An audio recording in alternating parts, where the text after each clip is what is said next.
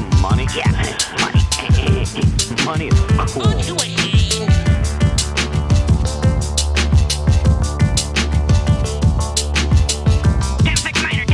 We got whores in the city. We need backup now. Don't be so dang literal.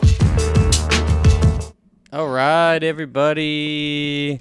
Happy Thanksgiving. Right, Thanksgiving, Turkey Day. Yeah.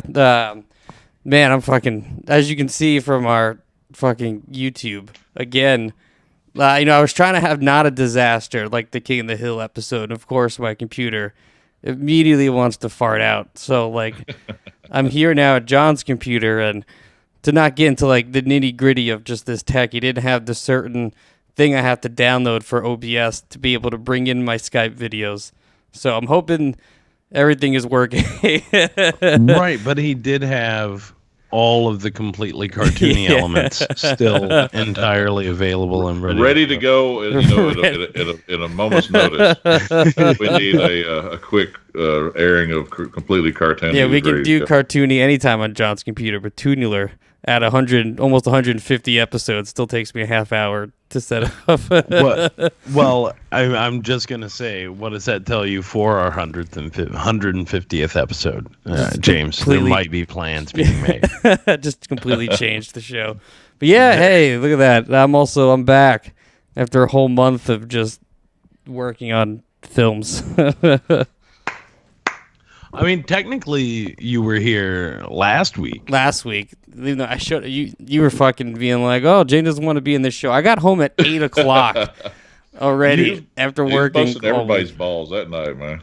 I was ready. You don't even know. Like, I was feeling saucy. I was feeling very saucy. It might be a little saucy tonight, but we do have some extra sauce in the room, right, James? Yeah, we do have some extra sauce here in the room. But before I intro Big Dan, I got some funny stories I want to talk about. From this movie. Yeah, I worked in the last new, trauma movie, Caterkiller. As my mom says, if I got nothing nice to say, I shouldn't say it. So I'm not gonna get into how it was making the movie. But two of my favorite stories is because Garrett could hear me because I'm in the living room. But on the first day we were shooting, our awesome AC, she goes, "Hey, can someone get me a full apple?" Now, if you don't work film sets, a full apple is an apple box. Ben. Right. Yeah. So Garrett goes, "Hey, I'll go get it." Comes back a couple minutes later with an actual apple. Wait, I just heard him.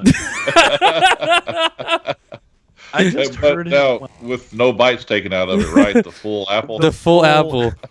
And we had a buddy on the set, John Valley, who was like, "Well, you should have said, here, you need a half apple, and then you bite it and take it." What would he have done if somebody had asked for a beaver board? There'd be a lawsuit, right? Yeah, that set would be over. That was the first time. I've never had someone do that before. That was a great day, too. Well, it's funny because I don't wonder what you guys call a beaver board, because I used to do some trapping, and that's what you'd pull the skin of a beaver over to let it dry. It may be the same thing. Well, so it's also like a pancake, right? Like a pancake, which is it's the 1/8 apple box. Okay, so you have a full apple, which is just it's usually just about like maybe 10 inches. Yeah, it's about 8 to 10 inches tall. You got a half apple, which is half that, quarter apple, which is a quarter of that. Sure.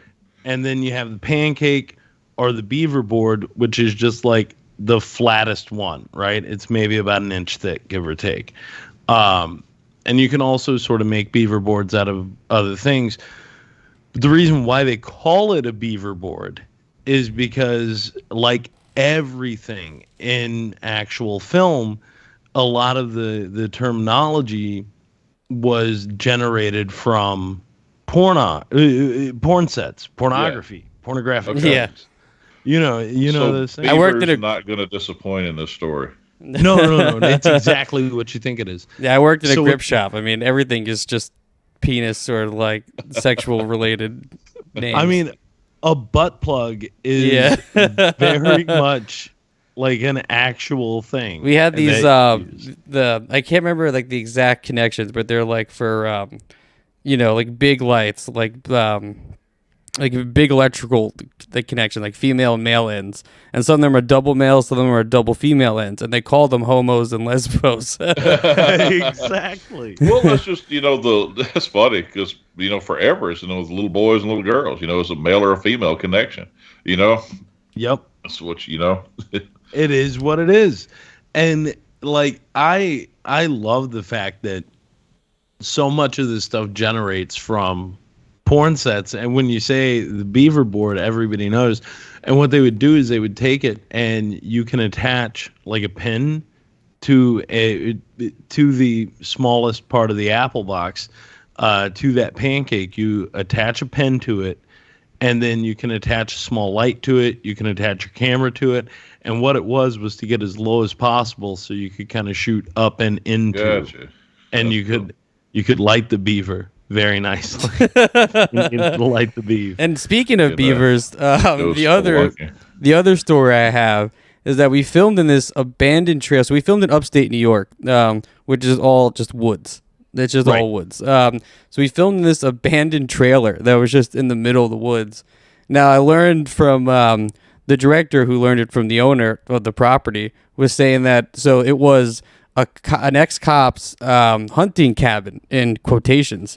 And it was really like he would bring his like mistresses there to this abandoned It was a hunting cabin, all right. Yeah. He was hunting something else. And apparently one night an owl flew through the window and cut its head off as it like crashed through the window, and the lady like ran out screaming from the cabin into the middle of the woods.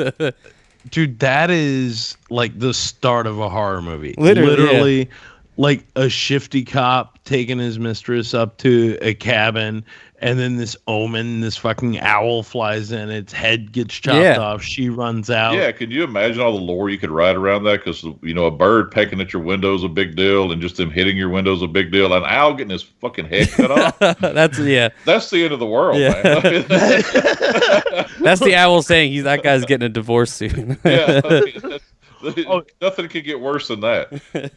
The owl lost its head, and he's gonna lose his very shortly. And it was the middle of literally in the middle of the woods. Like we had to go like off road to like it was like kind of like getting to Derek's house, where there's like the main road to like the dirt road, but even more so to just like straight grass. Like we had to drive through trees to like get to this cabin. There's not even this trailer that exists there. Main road. Yeah, that's Derek. Derek, you go like you hit every form of road. You hit interstate to highway, highway to 2-lane, 2-lane blacktop to gravel. 2-lane blacktop to single-lane blacktop, down to single-lane gravel to then dirt, and you get to Derek's house. It's crazy. You hit every type of road. And that's exactly how you get to the abandoned trailer in the middle of the woods in upstate New York. If you got there and Derek was sitting on the front porch? Just him and his like 10 dogs. And then fucking Bugs Bunny pops up like out of a little hole, and he's like, "We were supposed to take a left at Albuquerque." So yeah, those are the and then the other bright side of that shoot was we filmed at a mini farm, which I don't know if you guys have ever been to a mini farm before, but it has only mini cows, mini horses, mini donkeys, and like chickens. This is crazy. This is the hipster craze in the livestock industry. They're breeding useless animals for pets. Basically, it's a hobby farm, man. You can't eat these. Yeah, they sold them. You can actually at the mini farm. You can literally walk in and just buy a mini horse or a mini cow. Yeah, they make. Yeah, funny. I keep saying that. I promised my oldest daughter a damn donkey. Honestly, they're adorable. I really wanted one. Then you start researching. You find out you can't get one fucking donkey. If you're gonna get a donkey, you gotta get 2 damn donkeys because they get lonely. You can't have a lonely fucking donkey on your hands. Just a bunch of lonely jackasses. Legit. Nothing worse than a lonely ass, man. In so many ways. When I lived in Portland, I used to keep hens, right? Because again, it's sort of what hipsters did. I also got very, very bored, and I built a chicken coop in the backyard, so they had that. We were fenced in, so I could let them run around, and then I would like sit out in the morning times, and I would like drink my coffee and get stoned and watch the fucking chickens run around. That's a happy life right there, dude. It is not a bad life. That is a happy life. But it's the same thing. We gather fresh eggs, have breakfast. Man, that's just it was perfect. But like it was the same thing that I went to a class. Jen was like, "You're not getting chickens unless you go to a class, and I will go to the class with you to make sure that you actually attend the class." So in there, they're like, if you get one hen, you have to get at least 3. And we're like, what the fuck do you mean 3? Why do we have to have 3? And they're like, the pecking order is actually a real thing. Like, do you know this? Yeah, no. sure, yeah. Wait, No, I keep all my chickens at my sister's house. Actually, I have a chicken coop. You remember the one I had at the shop? Yeah. So you're saying that like over there? So chickens have like a hierarchy, like they have like their like pack. Bro, yes. So it's like an alpha dog. Okay, it's the one that the mother hen, dude. You've heard of the mother hen? Yeah. You know? So you've got your top bird, you've got the one that's going to end up running it. And like the pecking order sort of figures itself out over time, but chickens apparently need structure. And if you're not going to have a rooster and you're going to have your hen house, you need to have a top bird. You need to have their second. So you literally have like a runner up in case anything happens to the top bird. Okay? Well, this is exactly how the Bloods and the Crips began, by watching chickens. Is that real? Are you serious? Yeah. No, I made that shit up. Wow. These dudes in the hood are just... Look at them chickens. If we sold crack and acted like them, we would make so much money. It's just these dudes in the hood watching nature documentaries being like, that's how we have to do That's how we do it. This is how we structure it. This gang thing is not working for us right now. It's not working for us. We have to have this. But you have your top bird, you have your second bird, who, if anything happens to the top bird, basically will take over the house. And then you have to have like a bottom bird that everybody picks on. And it just sort of works itself out. So you have to have at least 3. They recommend 5 so people could vie for bottom bird. So ultimately, I got 5 hens.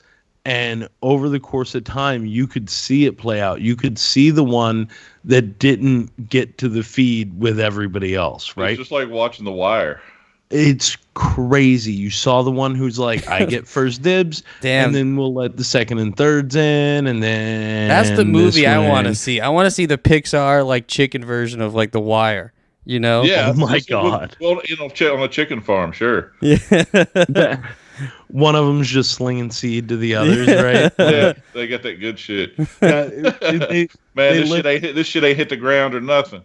They lift up a wing, and there's just a bunch of baggies underneath their wing hanging Different out. kinds of seeds. This Came out of a pumpkin. This came out of a damn sunflower. There's some farmer trying to list it in. He's got the wire taps around the head. Oh my God! What it is the people listening in. Obviously, it's the pigs. It's the cops. Oh, the pigs. Yeah. Oh shit! This is the movie. Yeah.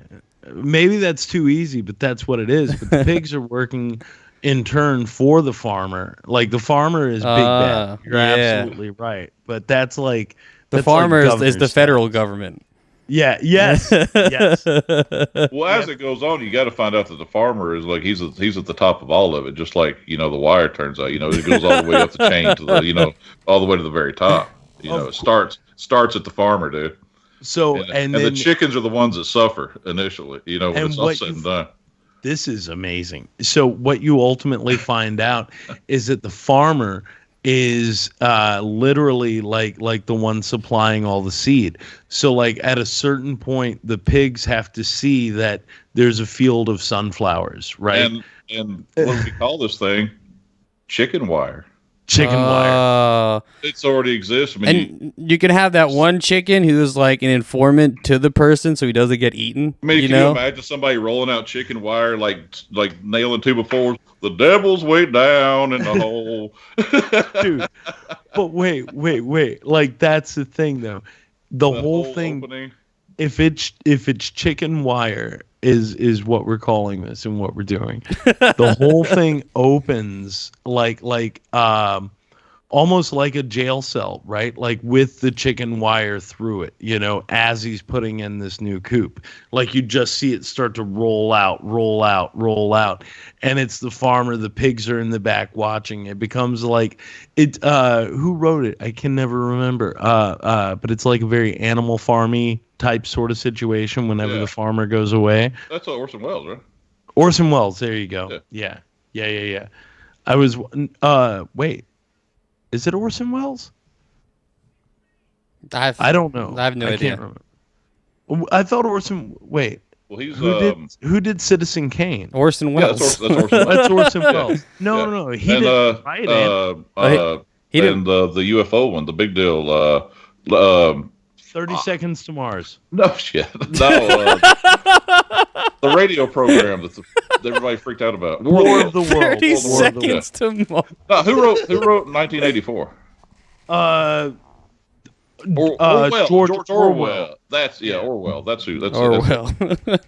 Not Jared Leto. Orwell's. You have Orson Welles on the mind because of the little bitch in the box.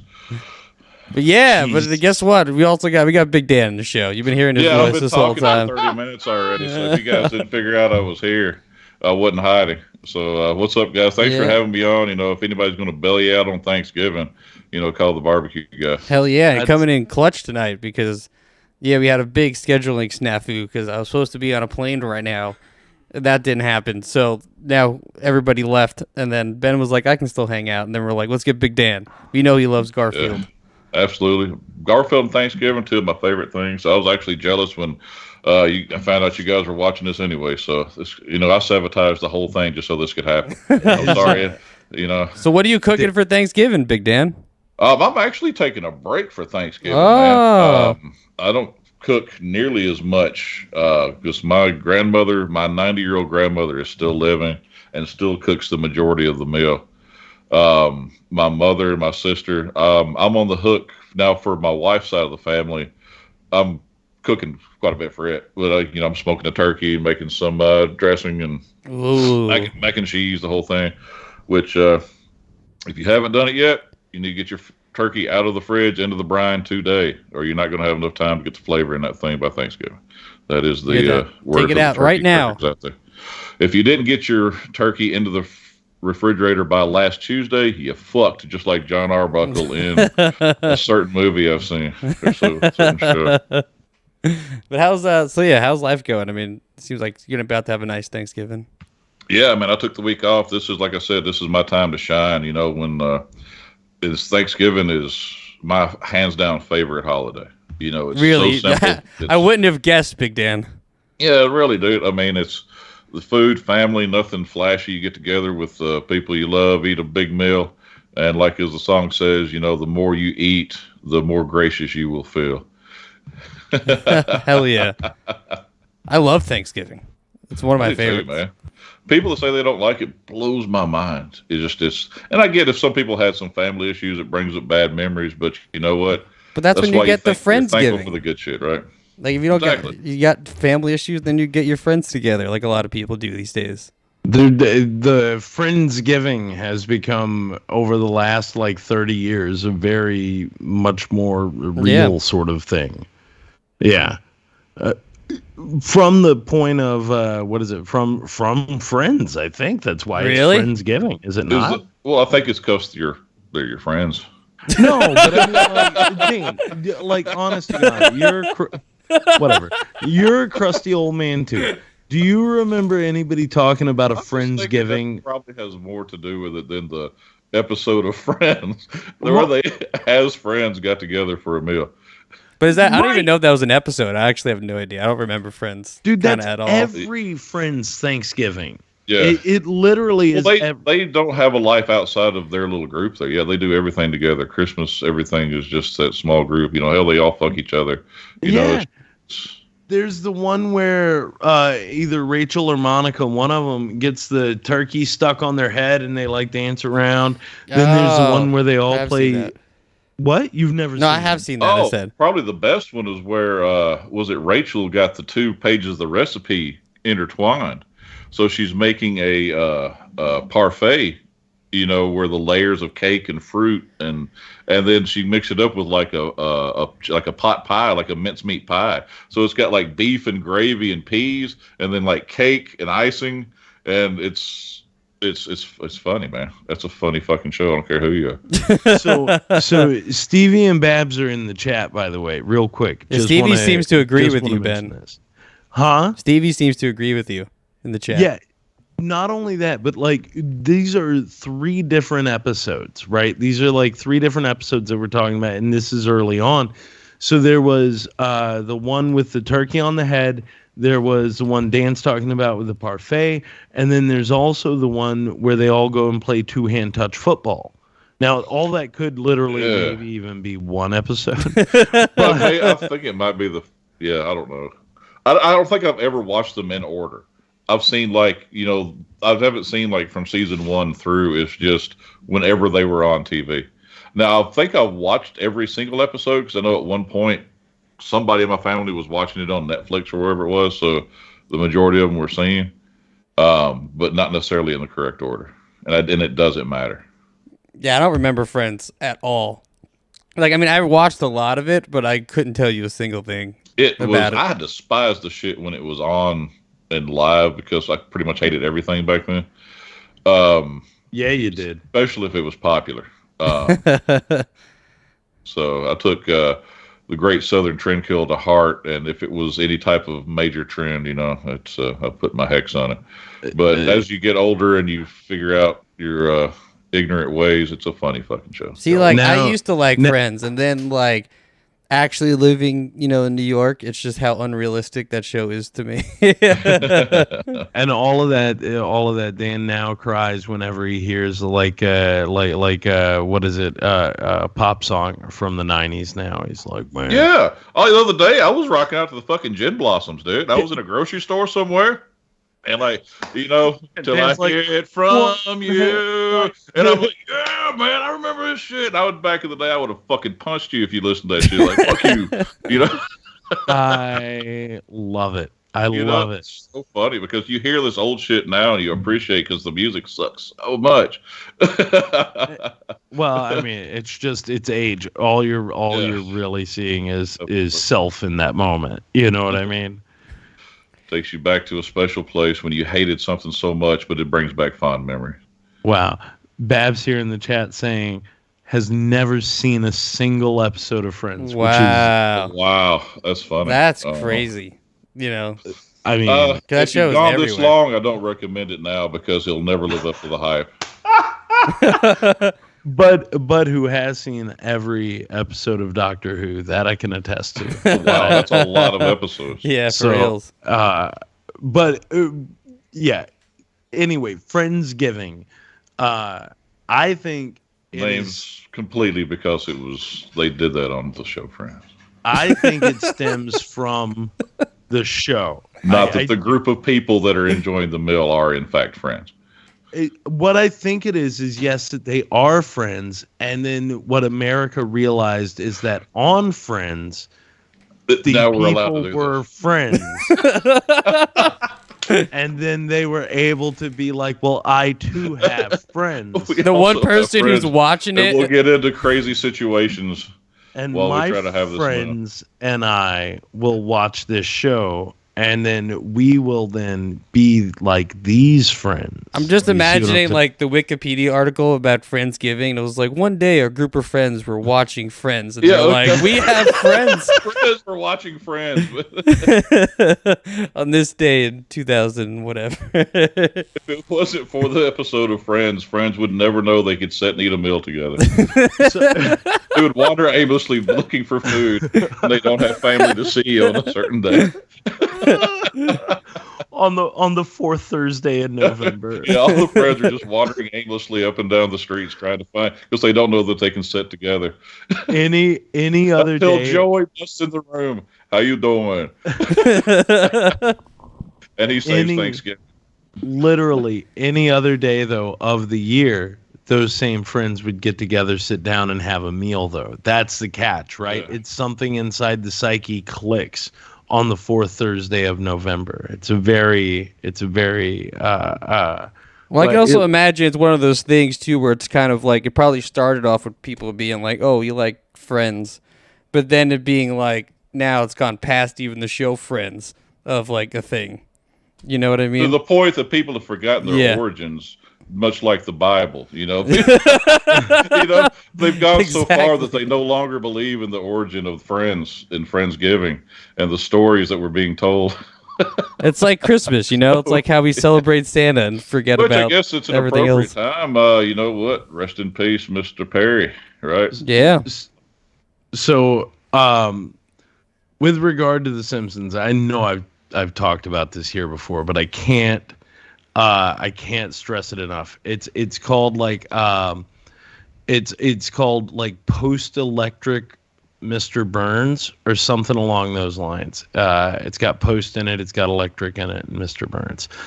It's a play. It's like a 3-act play, and it's sort of like this weird kind of immersive experience. And what happens is it's the apocalypse has happened. So you're jumped into a world where you're like with these survivors, okay? And in order to pass the time, to calm the nerves, to move forward in their downtime from, trying to feed themselves, take care of everything, figure out the world, they start recounting episodes of The Simpsons to each other.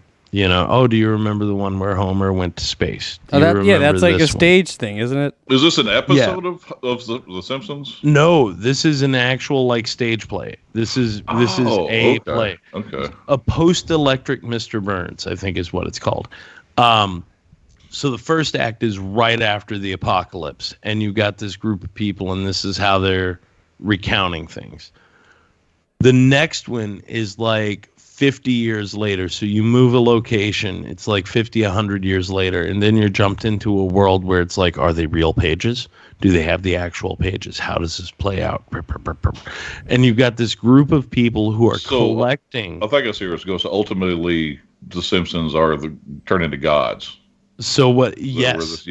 So what ends up happening though is now you fast forward 1,000 years, which pisses me off because that's what I was about to write with Friends in place of The Simpsons, because I thought that's where we were going. And now I find out it's already been done with the fucking Simpsons. So 1,000 years though into the future, now man has reverted. We were never able to come back from the cataclysm.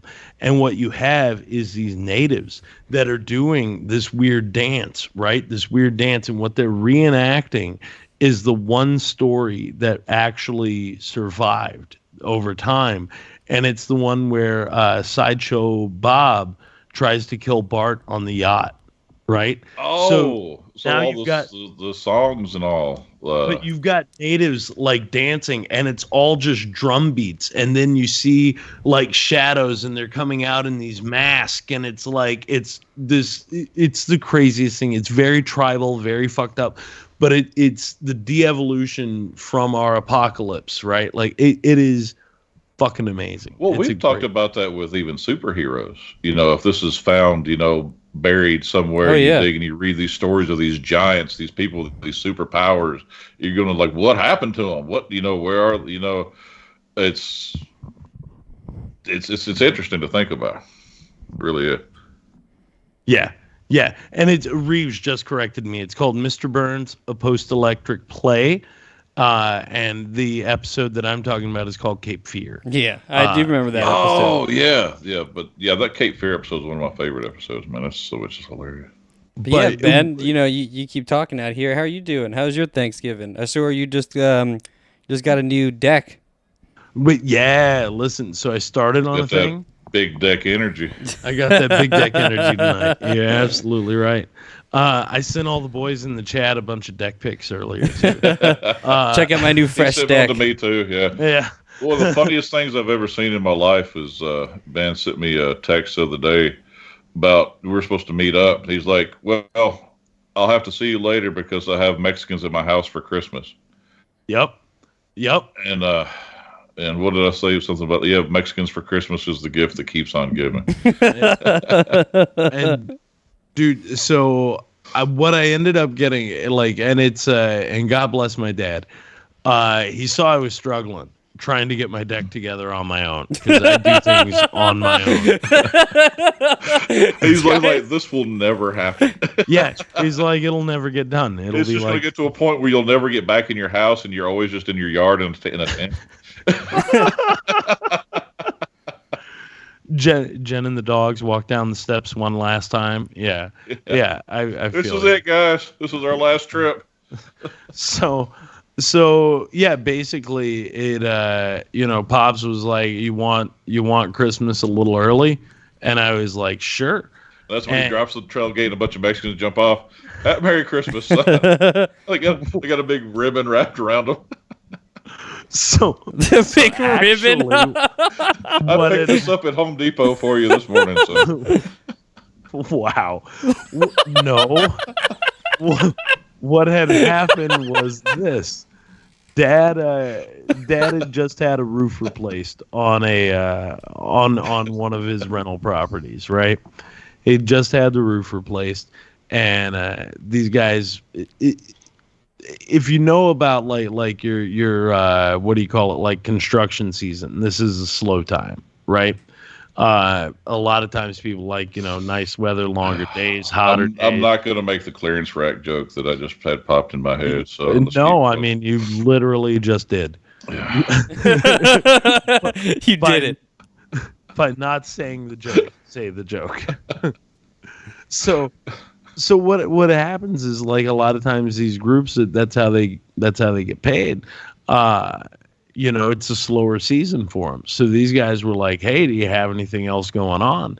And Pops was like, "I know a guy." And and literally it was like inside of, what is it? He mentions it. A day later, they're at the house. We're looking at everything. The day after that, we order the materials. 2 days later, the materials show up. And then literally the day after they show up, these guys start. And they're done in, I think the first day was 10 hours and then 4 hours the next day. So like 14 hours. Incredible. Wow. Done.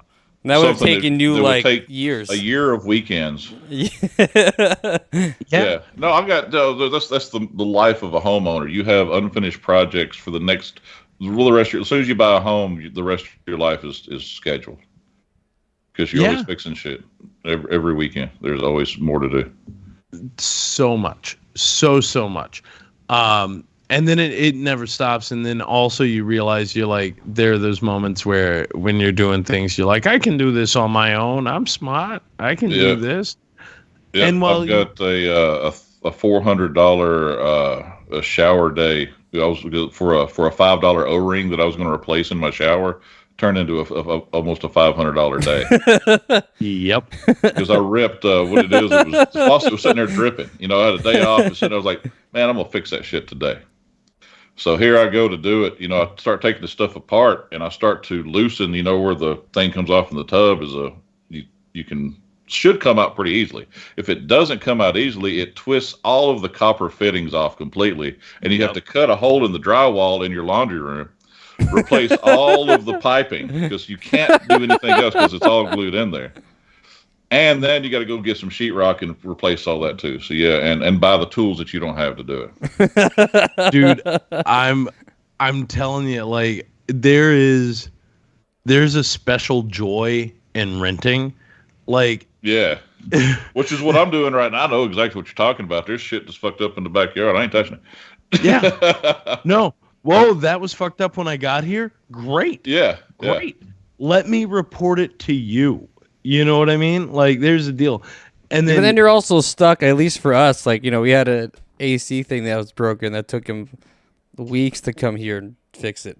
Yeah, you're on my list. Yeah. Yeah. But So there's a couple of things with that too, right? Like as a renter, it all depends on where you're looking to rent. You know, the guy you're dealing with probably has what, like 50, 60 renters? Probably. You know? We have our building. I'm sure this dude owns some other buildings too. Entirely. So there's that. Like with our rental properties, the thing is Dad's got the store, so people will come into the store. His renters will tell him what's up, and then literally he's got like a laundry list of people that he can just start calling. You know, yeah. People have probably worked for him for the last 40 years. Exactly. Right. Yeah, man. That's the best. When you get those contacts, you know those people. And a lot of times it's generational too, because these same people, either a son or somebody just worked with them a long time, will take it over. And these are people you'll be calling when you're an old man. Bro, listen, no, he's already started making sure that I have his Rolodex. Yeah. Like you let your parents get to be around 81. You know what I'm saying? Because don't then let at them that slip away. Because I know I've had that with some past jobs where I needed some people. You call up somebody, some old timer, like, "Hey, I need some help with this." You're like, "I retired 5 years ago." So yeah, you need to keep up with it and make sure that they somebody's taking their place, or you know who to call, because you can get fucked. So the thing there is too, though, is like Dad starts giving me like his contacts. He's like, "Well, this is the guy you call for this. This is the guy you call for that." And every time nobody else. You don't question the price because you know he's honest. Yeah. Yep. And he's like, you call somebody else. You watch what happens. This guy will stop calling you for like a year. He won't call you back. Oh yeah, you'll hurt the feelings. It is bananas to me. It is bananas to me. But like down here, it's a real thing. But anyway, yeah, I got a deck. We have it redone. Now when you guys come down to shoot, you come down to hang out, you come down just to get away from the city. Like the third step going up anymore, or worry about it breaking on me. What he didn't say is he hasn't replaced any of the railing yet, though, so you can still fall off anywhere. No, that's what I'm literally about to say. There is no risk of death on anymore. There's none of it. Like, dude, you can sit there and you can push on the railing, and you know what it does? Nothing. You're not afraid when somebody backs up to it and leans, you're like, "Oh no, there's a lawsuit." Yeah, no. I'm like, you could pop your back on this motherfucker right now. You know what I'm saying? It's that sturdy. You walk up the steps, you don't have to keep to the side anymore for fear of them like leaning off and into the yard. Look down and always step where you see nails. Yep. Don't have to do that no more. You ain't got to worry about it. You can step on the whole thing. Dad comes over because that's the other thing. Like, I am very much my father's son. He came over to see how everybody had done, and I watch him because I wanted to see what sort of test he did. You know what I mean? Like, see if you did the right thing. I went through my process after they got done, and I was like, well, I hit these 5 check marks. Dad comes over. I'm watching, and he looks, and he gets to the steps and the railing, and he tries to give it a shake. There's no shake to it. He's like, okay. And then he goes up the steps, and he's like stomping on the steps as he's coming up. I was like, I did the same thing. He wants to see if the whole thing's going to lean like it used to. It doesn't. He gets out to the back, to the big flat, right? The big flat area just outside the glass doors. And he starts jumping. And I'm like, and he's like, jumping and then stepping hard. I'm impressed that your dad can still jump. Yeah. It's like 2 to 3 inches off the ground. And I'm also surprised he was willing to test it that way and not like remember how the deck was like before, that he would just go straight through. Dude, I know. And so like he does, but then it's the funniest fucking thing to me because like everything I'm watching him do, I was like, that is literally what I did right after they left. Like I was like, these are the exact same steps I took. So you felt good about yourself the rest of the day. Actually, there was a point where I was kind of like sitting on the couch and I was like, when did I become my dad? I was like, you know what I mean? When have I ceased to be my own man? You finally like, or realize I've just become an adult. Yeah. Finally. but then it also comes to that same conversation that But you I have. came inside and started playing with my toys. Right, exactly. Listen, I am gonna sit down and I'm gonna catch Pokemon for an hour. Watch some because cartoons. nobody owns me. Watch cartoons. Watch cartoons and talk about it. Absolutely. But yeah, man, no, it was all good, and Pops was very impressed. So these guys were awesome. Jen very impressed. So That's all that matters. I mean, Jen likes it. Who gives a shit? Done. And the last thing I'll say about it is this too. You know, when I really knew I had the right people for this, after they left, I looked at what they had ordered and how much was left over of what they ordered. And dude, it's like they had it down to, I want to say there's a grand total of like 6 boards, and then maybe 10 of the 3x1s, 3x2s that you use for the railing, right? There's maybe 10 of those left over. And but stick those in your garage because you know you'll need them down the road. But that's also a thing though, like they didn't over order. Like they ordered what they knew they would need plus just a few more, just in case one's so bowed you can't use it, whatever. Because when you order lumber, they're not looking at it; they're throwing the bad shit at you. And James knows because he went board shopping with me for some art department stuff. I remember getting some checking it because they had some bent wood. Yeah, bent wood. My wood bends a little bit, slightly to the left, and maybe up just a touch. That's all I got. Mine curves down. Oh, look at you. Dance. So yeah, I think wasn't there a cartoon we're supposed to watch? Yeah, but I mean, this is what you do. This is what you do. I've seen the show, man. You said the name of the cartoon. It's Garfield's Thanksgiving. Garfield's Thanksgiving special from sometime in the 80s. Sometime in the 80s. Yeah, no, actually 89. 89. Same year as Batman. This is the third installment. They had every two. Halloween was the first one, right. 85. Then 2 years later, 87, we get Christmas, which is where we found Grandma for the first time. And then 2 years after that, 89, we get Thanksgiving. So, okay, and thank God somebody looked up the chronology of the episodes.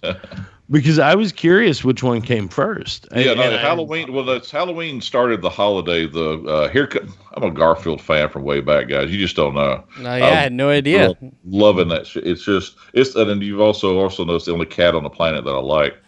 Yes, because we remember in your episode of Eat With Your Eyes, you talked about how much you hate your cats. I do hate cats. There's one staring at me now.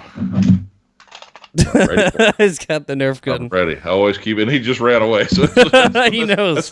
That's how you train your cat. No, that's what I get a kick out of these. And the Thanksgiving episode in particular is very different than the other. It's more like the comic strip than where the big adventure, like the Halloween adventure, we talked about where, it's a huge adventure. You're fighting the undead. You're being stranded by an old man that tells you a crazy fucking multiple story. Locations too, because this was a lot in the house. When that one, they literally went around the neighborhood, went to the water, went to a totally different cabin. Yeah, and then Christmas, has its own, I have a feeling we may talk about that at Christmas. So we're not going to spoil that one for the people. But then we get to Thanksgiving and they flip it, man. They just go straight to the comic strips. That's where we get all the gags, the kicking Odie off of the table and, looking at the, for whatever reason, Garfield hates Mondays. Why the fuck's he know with a calendar? But hell, he can see that it's also Thanksgiving. It's a smart fucking cat, guys. He is a smart cat. So but wait. So yeah, they do go, but to the comic strips, and I too celebrated Garfield. Like I had at large. I know these books. You know what I'm saying? Yeah.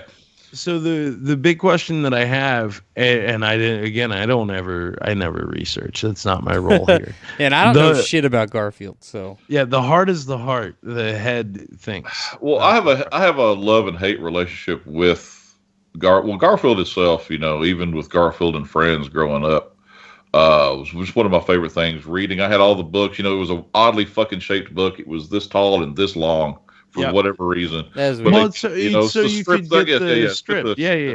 That's right. But you could buy at the end of the year. You could buy every one in the annual. And so if you go back to like the first ones, Garfield's weird looking dude. It's kind of like the old Simpsons, but worse. Yep.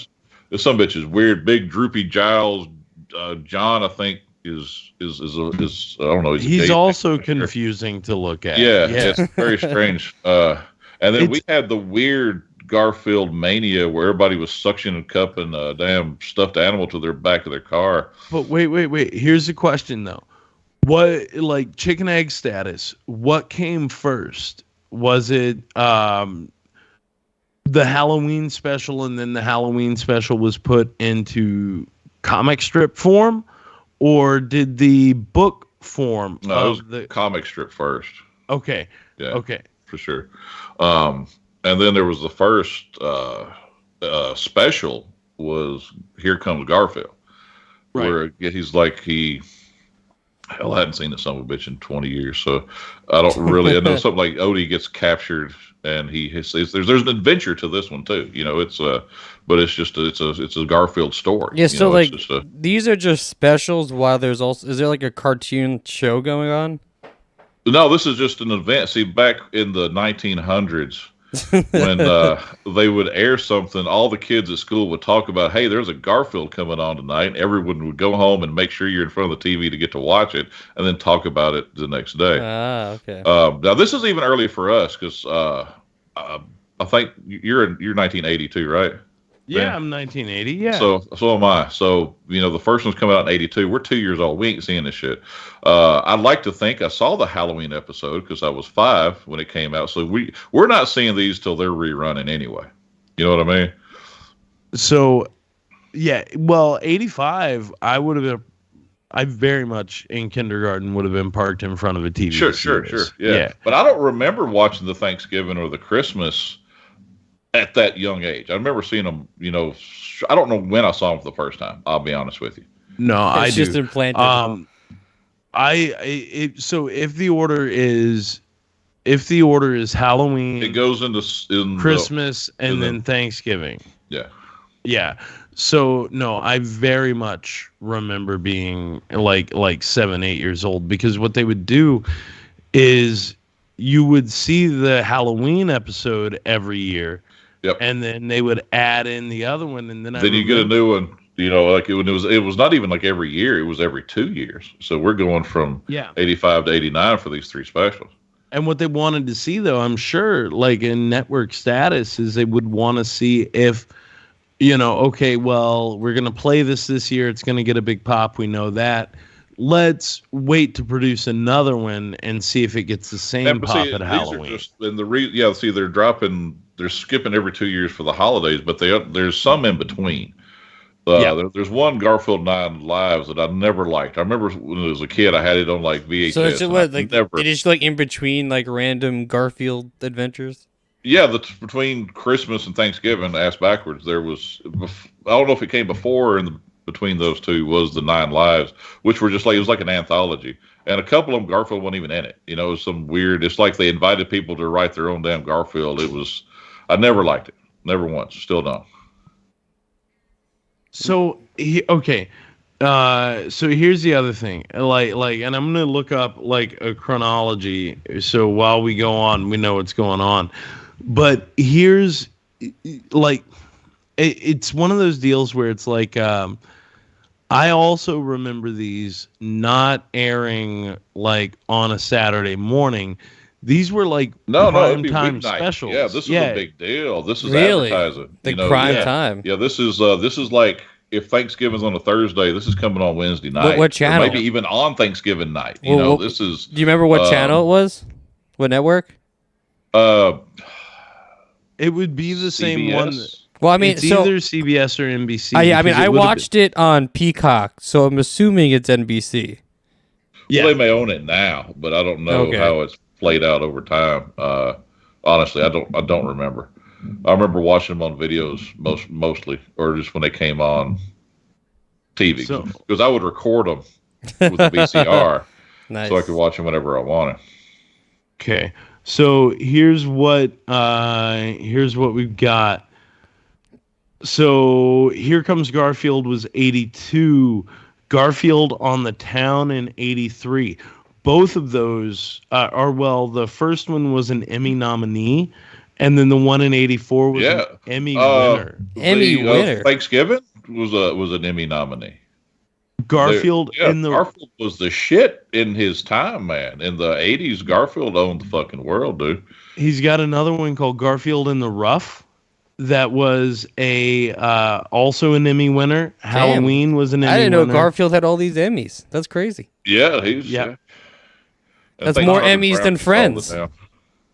More Emmys than Friends, exactly. Yeah. But listen to this. It goes on. So after Halloween, you've got Garfield in Paradise, and that's May of 86. May of 87, you get Garfield Goes Hollywood. Then you get a Garfield Christmas later that year. Garfield His 9 Lives is 88. 89, you get Garfield. So was it just like a year? I haven't seen all these. I've only seen some of these. But was this like a yearly thing? Like a yearly thing that would just have a new... twice a year. Twice a year. You're looking at May and then holiday season is what you're looking at. May of 89, before Thanksgiving, you get Garfield's Babes and Bullets. Oh, what? I remember that one. That sounds awesome. About that one. It's like a noir. Yeah. What? Then there's Thanksgiving. Then you get Garfield's Feline Fantasies, and the last big television special. That's when he goes into porn, and that's the dark I was gonna say, is that the porn one? The last the porn years are rough, man. When it all turned with the Feline Fantasies. It's like when Ed Wood. Because let me tell you, he's not fantasizing about what we think he is, guys. No. He's just horny. Garfield's got a spoon, a lighter, and a little piece of cotton, and it's very sad situation. He's got a little piece of lasagna on the spoon, warming it up. Then he just eats it. His last one is called Garfield Gets a Life. And that was May 8th of 1981 or 1991. Pardon me. I remember seeing these, but don't remember much about them. Don't remember because those don't come back up. The annual. There's no tradition in watching. Garfield goes. I mean, like I said, I've never seen any of these. I mean, obviously, I know who Garfield is. I knew these cartoon movies existed, but I've never watched them. And I really don't know anybody else at all who was talking about kind of these. where I was going with the Thanksgiving episode, and without seeing a lot of these, I don't know how they play into it, but most of these are still big adventure stories. Garfield's going out and getting into shit, where the whole comic strip is him being this lazy ass that never leaves the house. It's like these two worlds that don't really link, is very much like the comic strip. Yeah, because what I liked about this one, we said earlier, that it is very much just the whole thing takes place in his house and in the vet, and that's pretty much as far as and that's if you read the Garfield comics, that's his daily. He has his gag he does with the spiders, and the mice that are in the house, which is more in line to what cats do. I mean, I know Ben's cats go out and they roam free, but most cats, that's I what know. I think is so funny about it. I think the character of Garfield is just the asshole that every cat is. Waking John up first thing in the morning to fix him breakfast. It's just an exaggerated version of what a cat actually fucking does. If a cat's hungry, he's going to put his ass on your nose so you get out of bed and figure out why he's being an asshole. Put his ass on your nose. I actually have a friend whose cat knows where her eyes are, and then will sit there and bat at an eyelid, pull at the. It's probably already eaten somebody's eyes at some other point and knows that that's the tastiest part, and it's just waiting. It's hoping, it's batting to see if they flitter their eyes. So if they're dead, they're going to start eating those eyeballs immediately. This is where I begin. But I love that because you're right. It the notion of Jim Davis, the whole thing stems from his relationship with his cat, right? For sure. It has to be. Yeah, the whole deal. And that's what makes it fun. It's a single guy, got his cat, And the dog is the color character in the background. That's just no lines, doesn't talk, but it's excuse me. So, which I've always thought, and you guys can tell me, it's so there's conversations between the two, between John and Garfield. right. I don't think that John can hear Garfield. Yeah. So what do you guys think? I was gonna. So when watching it, there's a scene when they're in the car, and I think he says something of like, "Where are we going?" And John says to the vet, and like John like replies to Garfield, and then Garfield freaks out. But then there's later he's saying stuff where he's kind of like talking over, insulting John. I don't think John actually does understand him. I don't. I think it's the relationship because there's two cats in this house, and I'll watch my wife and my daughters with them. So hang on, guys, real quick. Here's what it is. And the whole relationship can be summed up simply in this. It happens when Garfield is giving John every clue that he needs to give him to get Grandma over there. Right, because he can't verbalize it. It's the same thing when he's changing the clothes. He's sitting on the counter. Garfield's just in the room, and he's acknowledging him. He's talking, knowing that the cat can't communicate, but he's still talking to his cat because there's nobody else to talk to. Hey, Dan, have you ever seen Garfield without Garfield? No. Okay. Oh, that's when he's like talking to himself, right? Or something. So a guy online went through and okay. So he goes online and he's like, he wanted to figure out what it would look like. Don't ruin Garfield for me, because I know the things you look at. John. What the hell? You're John Arbuckle. Dan, it heightens it. It actually becomes this fucking like very real like psychological thing. So the guy was like, what happens to Garfield if you remove Garfield from the situation? If you actually just lift Garfield and anything he might be saying out of the comic. So you have all of these strips with just John in them. And he'll like ask the question to Garfield. Then you'll have the panel where it's like just him staring emptily. And then you'll get his response to himself. Okay. And it switches up Garfield into this like weird view into a single lonely person's like psyche.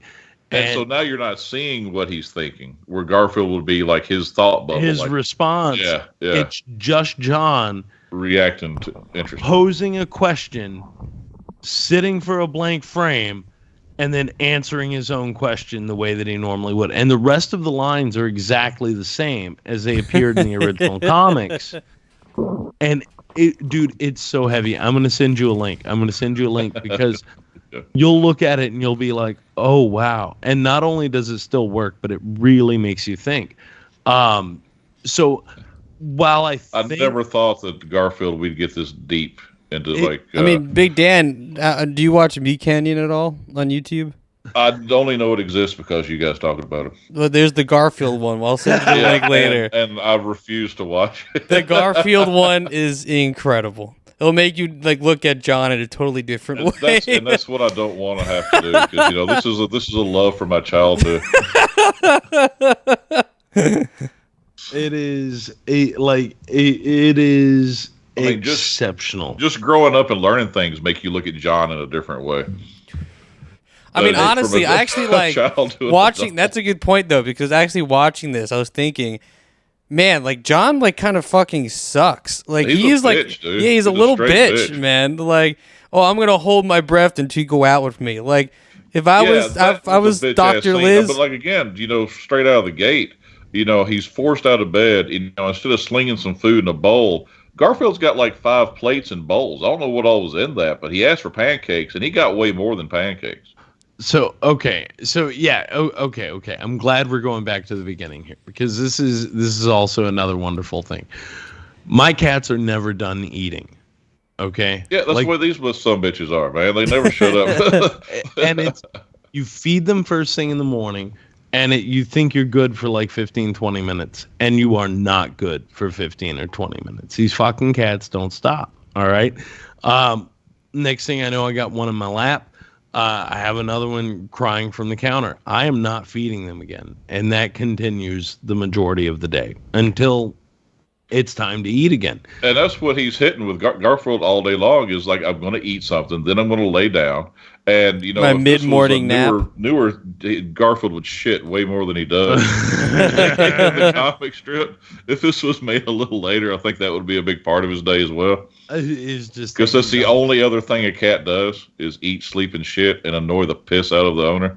So Garfield, okay, we break it down. He's insatiable. Like, he's gonna keep eating, but as he's looking at the calendar to see what day it is, which again is the dumbest thing in the world. Well, that's what the funniest thing about Garfield is the hating of the Monday. Like, Yeah. it's different. I mean, than don't any you hate other day. Mondays? I hate Mondays. Yeah, but you're not a cat. Yeah.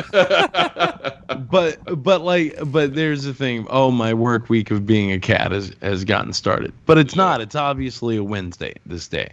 His problem today in the cartoon is not that it is Monday. It's that he's going to the vet's office. Yeah, which means he can read. Which means he can read, as you have That's pointed dangerous. out. If your cats could read. I would be terrified. So what ends up happening is this, though. Okay, so like he, in an attempt to trick John, who is a dummy, decides, well, if we just got rid of today, he don't realize it is. And his way of getting rid of the day is to shove it into Odie's mouth. He says Which you something, don't- right? Like, you enjoy Wednesdays and just to, like, Oh, fit it to wow! him. Because that was the big thing in the comic is the abuse of Odie. I mean, Garfield's an asshole, man. He's constantly kicking him off the table, and that's what he was about to do there before he realized that he was headed to the vet. Odie's about to go flying. Odie's about to get like a boot to his ass. So like fucking like there's the deal though, right? Like, so okay, it's Wednesday. Now I have to get rid of Wednesday. Oh, what's tomorrow? My amazing, this is a wonderful holiday where all we have to do is eat. And the more we eat, the more it shows that we are thankful. Yeah, is that exactly what he said? No, that's what the 'Cause song says. Yeah, because when he gives his explanation of what Thanksgiving is, it's brilliant. It's almost like a foreshadowing of our future of He like goes- what Thanksgiving is like. You know, when you try to eat every every turkey, cranberry, and pumpkin on the face of the earth. Every turkey, cranberry, and pumpkin. And I love that, because we pretty much do that very thing. I think the turkey industry only exists for one day in deli meat. Yeah. That's it. I don't, and any other time of the year where people are just You buying don't think full about turkeys. turkeys any other time of the year. Yeah. And of course, Garfield would want Thanksgiving. I mean, he gets to gorge and enjoy everything Yeah. unapologetically. This is the sad thing that we ultimately learn, right? So it also weirds me out that this is the third one in this group, right? Because okay, so we'll fast forward a little bit. John gets his date reluctantly. Dr. Such Liz, a shitty, bitchy way. Oh, get a getting date. a date. yeah, he's a bitch. She's a bitch. And I don't know. She seems cool. She Yeah. didn't want to date him. I Right. Yeah, Okay, I'm Team Dr. Liz. Also, shout out to Liz. That's a whole Halloween costume she's got right there. she She could be Dr. Liz. Oh, I've actually got. Funny enough, I've got a side by side. If we need to put the your new host Liz and the cartoon character, I think if there's ever a live action, maybe she needs to play that role. Oh, yeah, they got the same hair. Yeah, man. I mean, if you put the little cartoony that you guys made of Liz next to Garfield shit. Liz, You're it right. ain't far Wow. off, dude. It is not far off. You're not wrong, actually. Shout out to Yeah. Liz. Wish you were here. I think she's in the chat. So if you're listening, Yeah, we talk wish- to us. I'm going to send this to you guys because this is why I wanted to share my screen earlier because I was working on this. I take my job seriously, guys. I want you to understand that. more than love we it. do. So here's the deal though. So Dr. Liz reluctantly says she will go on this date. Okay.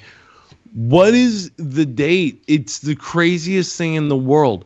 Who invites someone that does not want to go out with them to their home for Thanksgiving. For Thanksgiving dinner? What kind of first date is that? Which just also shows that he knows how lonely and probably as pitiful as she is, because she also has nowhere to go.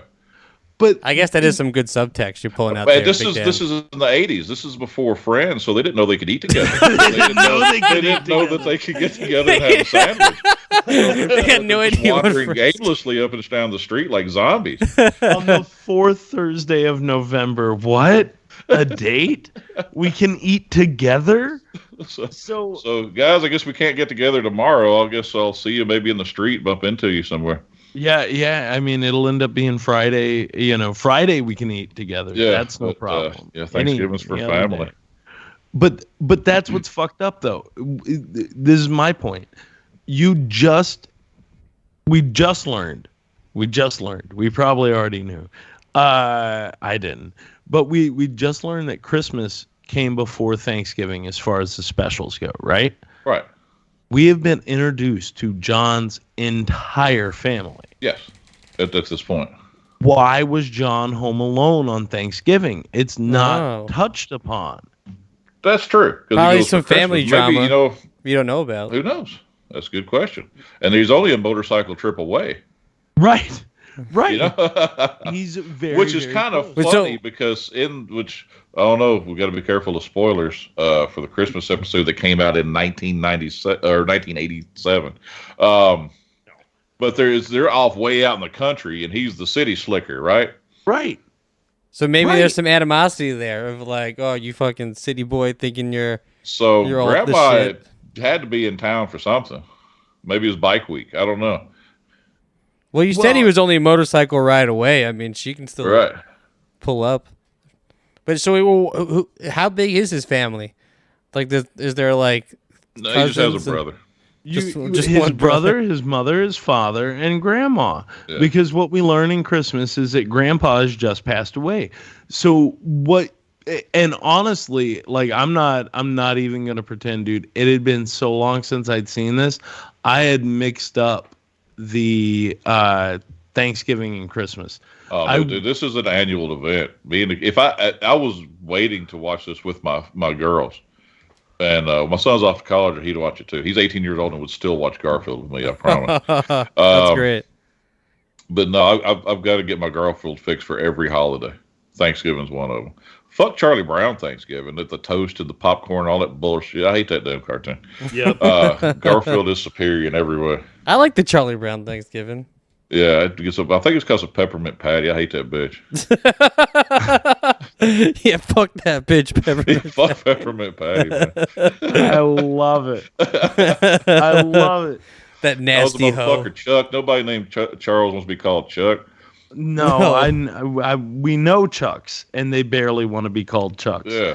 But like, okay, so we know that John should and possibly could be with family, but we don't know that until after we've seen his family. I think that's the problem with Garfield, man. It's so easy to watch until you think about it. I did this with the Halloween episode. I got off in this whole other world, and I thought way too hard about a fucking cartoon cat. It don't take long to do it. There's just, I think the backstory doesn't exist, and just watch your cartoon and see what happens. Well, I think John is alone. Like, if I look at the subtext, I'm sure there was some beef. Like what you said, the grandpa just died. I bet there was some beef with money with him and his brother. He hasn't died yet. He didn't die for 2 more years. Yeah. Wait, no. Well, this could have been a Thanksgiving. Who knows? We don't know when Grandpa died. But no. If Christmas came out before. The thing, it fucks the chronology. No, it doesn't. No. If Christmas came out before, wouldn't Grandpa be dead already? He died before. That's the cool part of this holiday coming every year. Well, but wait a minute. It could just be another one. Hear me out. So from the time we see the first Halloween special to when we see the first Christmas special, so there is a year wherein we see the Halloween and the Christmas episode in the same year. Yep. So you're like, oh, we've never met John's grandma. Oh, it's so sad. Grandpa just passed. Now, Fast forward 2 years, in 89, you see the Halloween episode. Then you see the Thanksgiving episode. And we already know all about Grandma. We are exactly, but then now we go back in time to see the Christmas episode where it just happened. Or it's the next Christmas. But no, you're not understanding what I'm saying. What I'm saying, it's not the next Christmas. It's the same year. It's the same year. If you look at it, no. I'm saying you know the story, so you know that Grandpa's already dead. Right. Right. So when you see Grandma at Thanksgiving, the first time you see Thanksgiving, it should, in theory, be the next Thanksgiving. Yeah. The fall. Yes. Yeah. Yeah.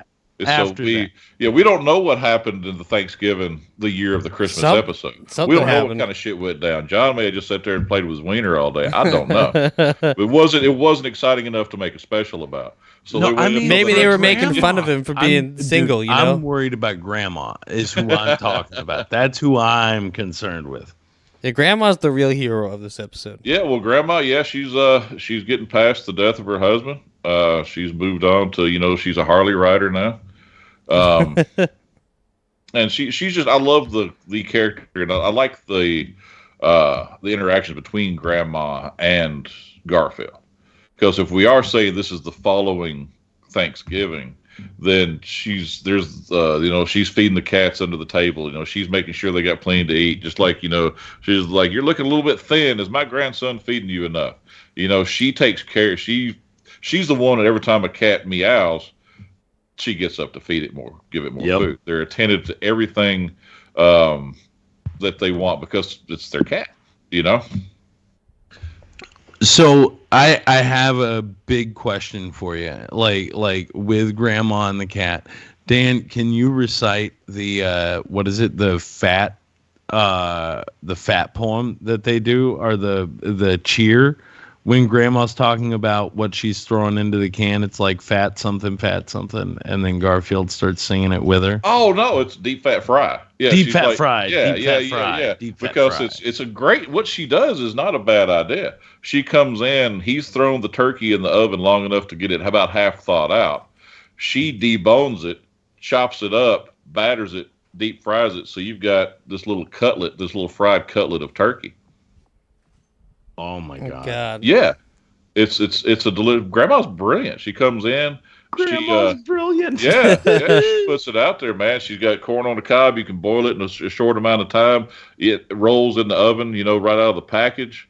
Everything she made, like the best part was like, here's my instant cranberry sauce. Don't blink, then she dumps it out of the can. That's a classic Thanksgiving with a twist. Grandma's shit. She's awesome, dude. Yeah, and Big Dan, you mentioned your grandma too earlier. I should be with my almost in North Carolina right now, seeing my grandma. But yeah, man, you gotta love your grandma, dude. Yeah. Like you said, my grandma still cooks on Thanksgiving. Yeah, see, my grandmother is 85 or 87 this year. Yeah. And love on her, man. Yeah, she's still still cooking. All the cooking. hugs you can. Yeah. That's why I'm excited to see her tomorrow, even though I should be seeing her tonight. Fucking Newark Airport. My grandma just keeps getting so much smaller. I think at some point I'm just going to keep her in my pocket. I'm going to tuck you right in here. Just tiny. I know I keep getting bigger. Put you right in here. But it's a big damn pocket. Big damn pocket made for little ass grandmas. Such a turtle. Yeah, and Big Dan, as the big chef that you are, I mean, how much did it infuriate you watching John try to cook that turkey? And the vegetables. It just enhances his bitchiness. We got 3 hours. Let's go start cooking. Which makes you wonder, this food he only cooks for himself and Garfield. It's got to be garbage. Always. Yeah. As a single man who cooks for himself, I can tell you that it's not great. But that's the other thing too. Who else looks at and judging by size, I don't know, Dan, you could tell me better. I'm assuming that's a 20-pound bird. That's a big one. That's the one you don't buy. That's the one you leave it to. Yeah, okay, everybody, this is the Thanksgiving episode. We're going to throw some cooking tips in here and there. Do it. You want between 10 10 and 12 pounds is the perfect size turkey. Don't get anything big. 15 is the most. If that's the only thing left to get. Those the bigger they are, the older they are, the tougher they are, the longer they are to cook. Everything's just, it won't turn out as well. You get the young, small bird. Now, it still takes a week to thaw out. You put it in the Tuesday. Yep. It's a week out. You put the bird in the refrigerator on the Tuesday. The following Tuesday, just today, was the last day. It goes in the brine on Wednesday. So It has 24 hours, all day Tuesday, all day Wednesday to smoke or go in the oven, however you decide to cook it, for Thanksgiving Day. So, and why do you get the smaller birds? Again, they're younger, they're more tender. They cook faster. They take up less room. They fill in a 5-gallon bucket a whole lot. Are you guys familiar with brining? When I say brining, no, I have no idea what that is. Okay. You have all this misconception that a turkey is dry and flavorless. That's for the people that don't know how to cook them. Oh. What you're doing with a brine, you're making a solution, which my brine, I put a full shaker of Big Dan's original kicking chicken. Hey. There you go. A cup of salt and a half cup of sugar. It goes into a 5-gallon, it's a food grade bucket that I even put a liner over. Fill the bottom full of ice, dump all my spices in there, and put about a half gallon of water. Stir that in, then goes in my bird. You get it in the sink, get it out, put it in the bucket, then fill it completely up with water till the bird's completely under. You can't see it. I even pull all the air out and put a wire tie around the bag and shove it back down in the bucket. Then you clean out everything in your fridge because you just lost the 2 bottom shelves of your fridge because the bucket's going in there. And then it sits there for 2 days. So what you're doing with this salt solution, you're getting salt as deep into this bird as you can. It won't happen if you just season the outside. As it's setting in this salt solution, it's just like molecules. They're moving through each other. So that salt is literally getting inside the bird. Wow, we're getting a cooking lesson and a science lesson. And meat science. You can't cook without meat science. Yeah. Hey, I'm a master in meat science. I got my education in meat science. Ben's got a master's in meat science. He's a master with his meat. I got a master debaters in meat science. So, all right, well, that ruined cooking time. Because he's going to start talking about his cream sauce, and we're going to have to end the whole episode. Yeah, start with the. That's when we get banned on YouTube. Start with my meat thermometer. Now, if one of you guys start basting, oh my God. That's what I am. There's the joke. I'm a Basted. master baster. Yeah, you are a master baster. Master baster, and I got my master basters in meat science. Thank you. All right. Now, and the joke is complete. If you guys can explain this to me, because they don't really go back to it, except the fact that the food's already fucked up when John's trying to cook. But what does Garfield pour onto the vegetables? It's just garlic powder. His intention is to ruin something that was going to be shit anyway. He actually made it taste better. He took every vegetable he had, put it in a pot with boiling water, and left. This was going to be the worst thing anybody's ever eaten in their life. The addition of that garlic powder might have saved the dish. That's what I'm saying. So yeah, in your cooking science, what would happen if I did that to my vegetables? Well, it still tastes like shit. You just have very garlicky boiled vegetables that aren't even clean. He threw a whole fucking squash in there with seeds and stem and everything. So you would just have a mess. You couldn't even eat it. You'd walk over and it's a disaster. Also, he rubbed butter all over his skin and then never took a shower. That's very true. So he was just buttery. I'm just imagining he was buttery the whole date. It's covered. Maybe it's and I don't know. That's funny. Some of my best dates, I was covered in butter. Is that butter in your pocket, or are you just happy to see me? Yo, have I ever told you guys about the greatest porn I ever saw? Yes, this is one of the guys shits out the butter. Yeah, You've talked about it plenty enough on this show.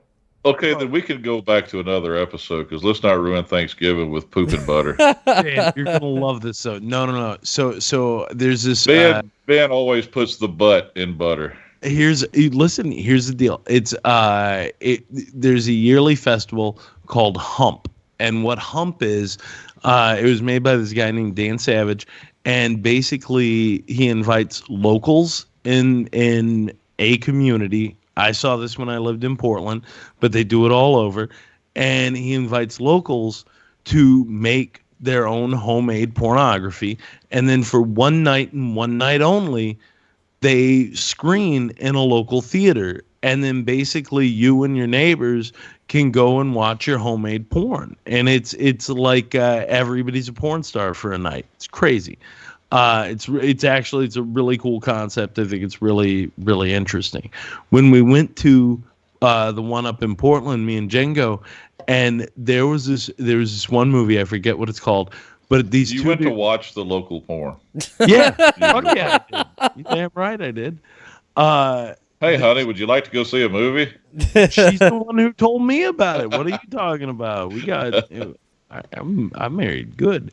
So what ends up happening though, right? So we go see this series of like local porn movies. Where everybody's just fat and ugly. I mean, no, dude, this is Portland. About 8, 9, 10 years ago. So they're a bunch of hippies. I'm thinking my Portland. Yeah, no, this is Portland, Oregon. This was like the '90s dream. You know what I mean? Everybody's like heroin thin and like with purple hair. So fucking, it's these two dudes, and they just banged. They like it is post-coitus. They're in bed together. One guy gets up, looks back at his love in bed, and he's sitting there, and he's looking. He's gonna make him some toast, right? And he pulls out the bag. Nothing goes with butt fucking like a nice crispy slice of toast. He pulls out the bag of toast, and there's no toast in there. But he's got this stick of butter. There's no bread in the bag, and he's got this stick of butter. So he's like, I got an idea. And he takes a whole stick of butter, he unwraps it, right? And then in front of the dude in the bed, he just sits there, he squats down, and he stuffs a whole stick of butter up his asshole. All right. And now I'm watching at this point. I'm like, and for people listening, Big Dan's face is just incredible. Go on YouTube and watch Big Dan's face. I go, I say, where do we go from here? What is next? Like, I am glued to my seat, man. I'm looking and watching. Well, the guy gets up, pulls on like his little jean shorts, you know, it buttons them up, zips, blows a kiss to the guy in the bed, and he goes scooting out, and he's got a fucking whole butthole full of butter, right? And he walks down to the little corner store. Did he take the wrapper off? Yeah. He took the wrapper off, stuffed it up his butt. That's how it glided so easily. I thought he might be trying to keep it clean. Hell, I don't know. No, they're making it dirty. Yeah, this is dirty butter right here. I hope that was the name of the movie. Dirty forget butter. what it was called. I feel so bad. I wish I could remember the name. It had such an impact, and I blocked out the name. So I'll not block out this fucking conversation. Listen, wait. It gets so much better. So he goes to the store, and he finds a loaf of bread. Right, he finds the loaf of bread, and he gets it, and he goes to the counter, and he's like, "Hey," you know, pulls out his wallet. He gives the guy some money, and he gives him like finger guns, and he takes his bread, and he's like skipping back. I think he even does like the little jump heel click thing on his way back to the apartment. Gets to the apartment, sees the dude in the bed, and he's like, "Hey, guy, I'm gonna make you some toast." And then he fucking takes out 2 slices of bread, pops them in the toaster. The whole time he keeps looking back at the guy giving him these eyes, right? Like, yeah, we're gonna make toast. Then the toast pops up. He puts 2 pieces on a plate, and he pops his little britches back down, and then he proceeds to like throw the plate underneath him. And then he squats down and he squeezes out butter out of his asshole. And his bed is not like a solid stick anymore. No, it's fine. Dude, he walked to the store. He did some dancing. He got the bread. He walked back. I'm just willing to say that at this point it's no longer butter. This is just little ass. I'm just imagining that scene from like Singing in the Rain. You know,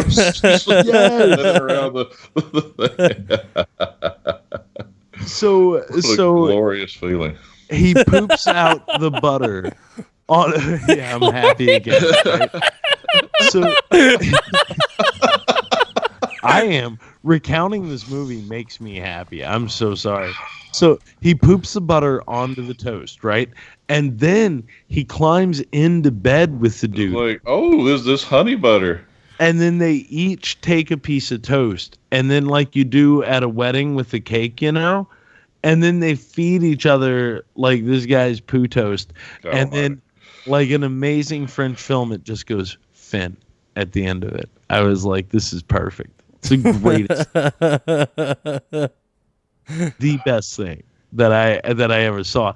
And it's not like it's a thing that's like super, you know, hot or whatever. It was just hands down the wildest shit I saw that night. And I was like, this is burnt in it will thank you for now burning it into everybody else's, because now, because, you know, naturally this is where we go from Garfield. Well, so like, shit butter toast. Speaking of too, like the, you know, buttery skin. Have you guys ever seen the movie Van Wilder with like Ryan Reynolds? Oh yeah. So I mean, it's not really butter, but there's the scene where Taj is like, he's with the hot girl finally, and he's got to like give her a massage. So he's like oiling up her back or whatever. And then she's like, more oil, and he's putting it on. And then at one point she's like, all right, like, let's fuck. And I remember he throws the bottle down, and then he just like lunges at her. And then she's so oily that he just slides straight like across her and then lands into a bunch of candles that he had set up and burns down like the entire apartment. Dude, it is like the notion of John just being greased for his date is greased up and ready to go. Which almost sounds like something he may do, because I think he's, you know, he was one of the guys that probably already put on the rubber. Oh, well, that's why I'm like bringing up Van Wilder, because I'm imagining like after Thanksgiving they're gonna go bone, and then she's just gonna slide like straight across him. Like immediately. The rubber will be the only thing that's not lubricated.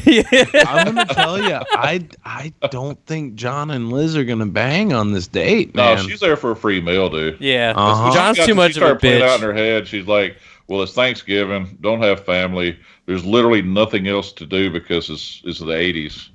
And she knows John's a little bitch. Like, he'll just give her free food, and she doesn't have to do nothing. This isn't his first time, man. He's been begging her to go out for, you know, every time he goes in. That's the only reason he has a cat is to go down to see the vet. Is to go to the vet. Could you imagine, like, just buying animals so you could see one lady at a place and just like hate you? Well, remember with her first thing she says, like, would you go out with me? She says, I'd rather die.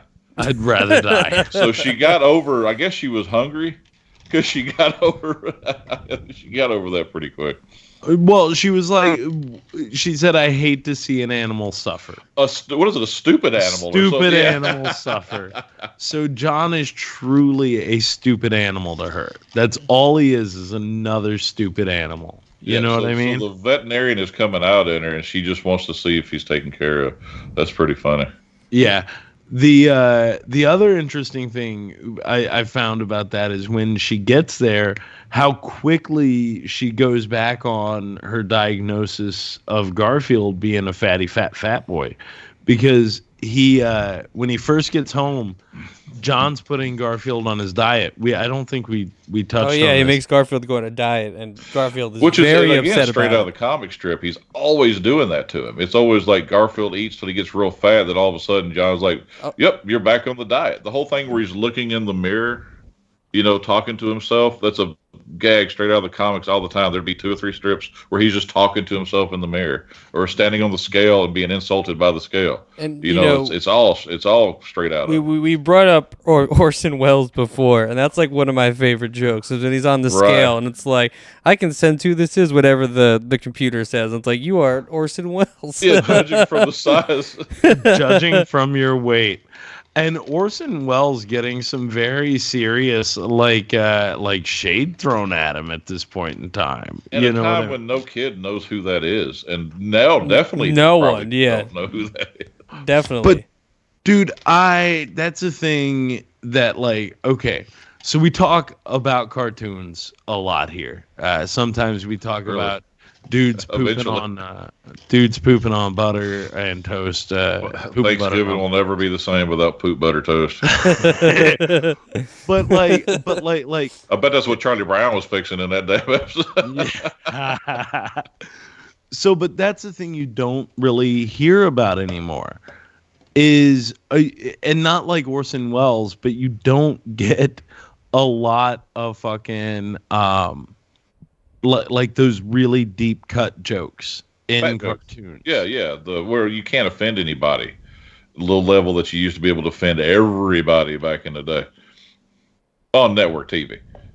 So, well, not even that. Like I mean, to a point to where it's like you're hard pressed to find a reference from 10 years before in any cartoons. I feel that haven't been on the air for like 30 years. References to these days are just can be dated like so fast comparably to like, you know, I feel like back then you could have done Orson Welles jokes for like, you know, fucking like 30 years, and then now you can't. But like today you couldn't, like, you mention somebody and then they're not popular in like a year.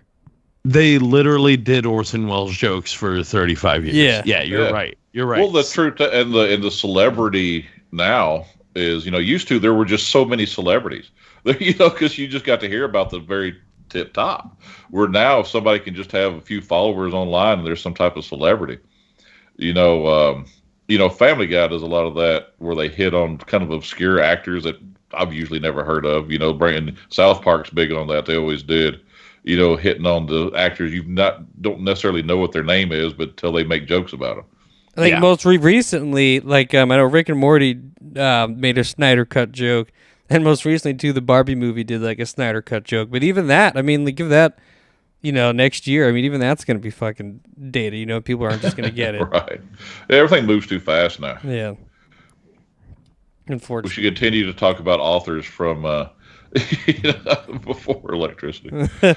Electricity. It really is a thing, dude, where, like, yeah, the notion of celebrity has gotten to be so flash in the pan.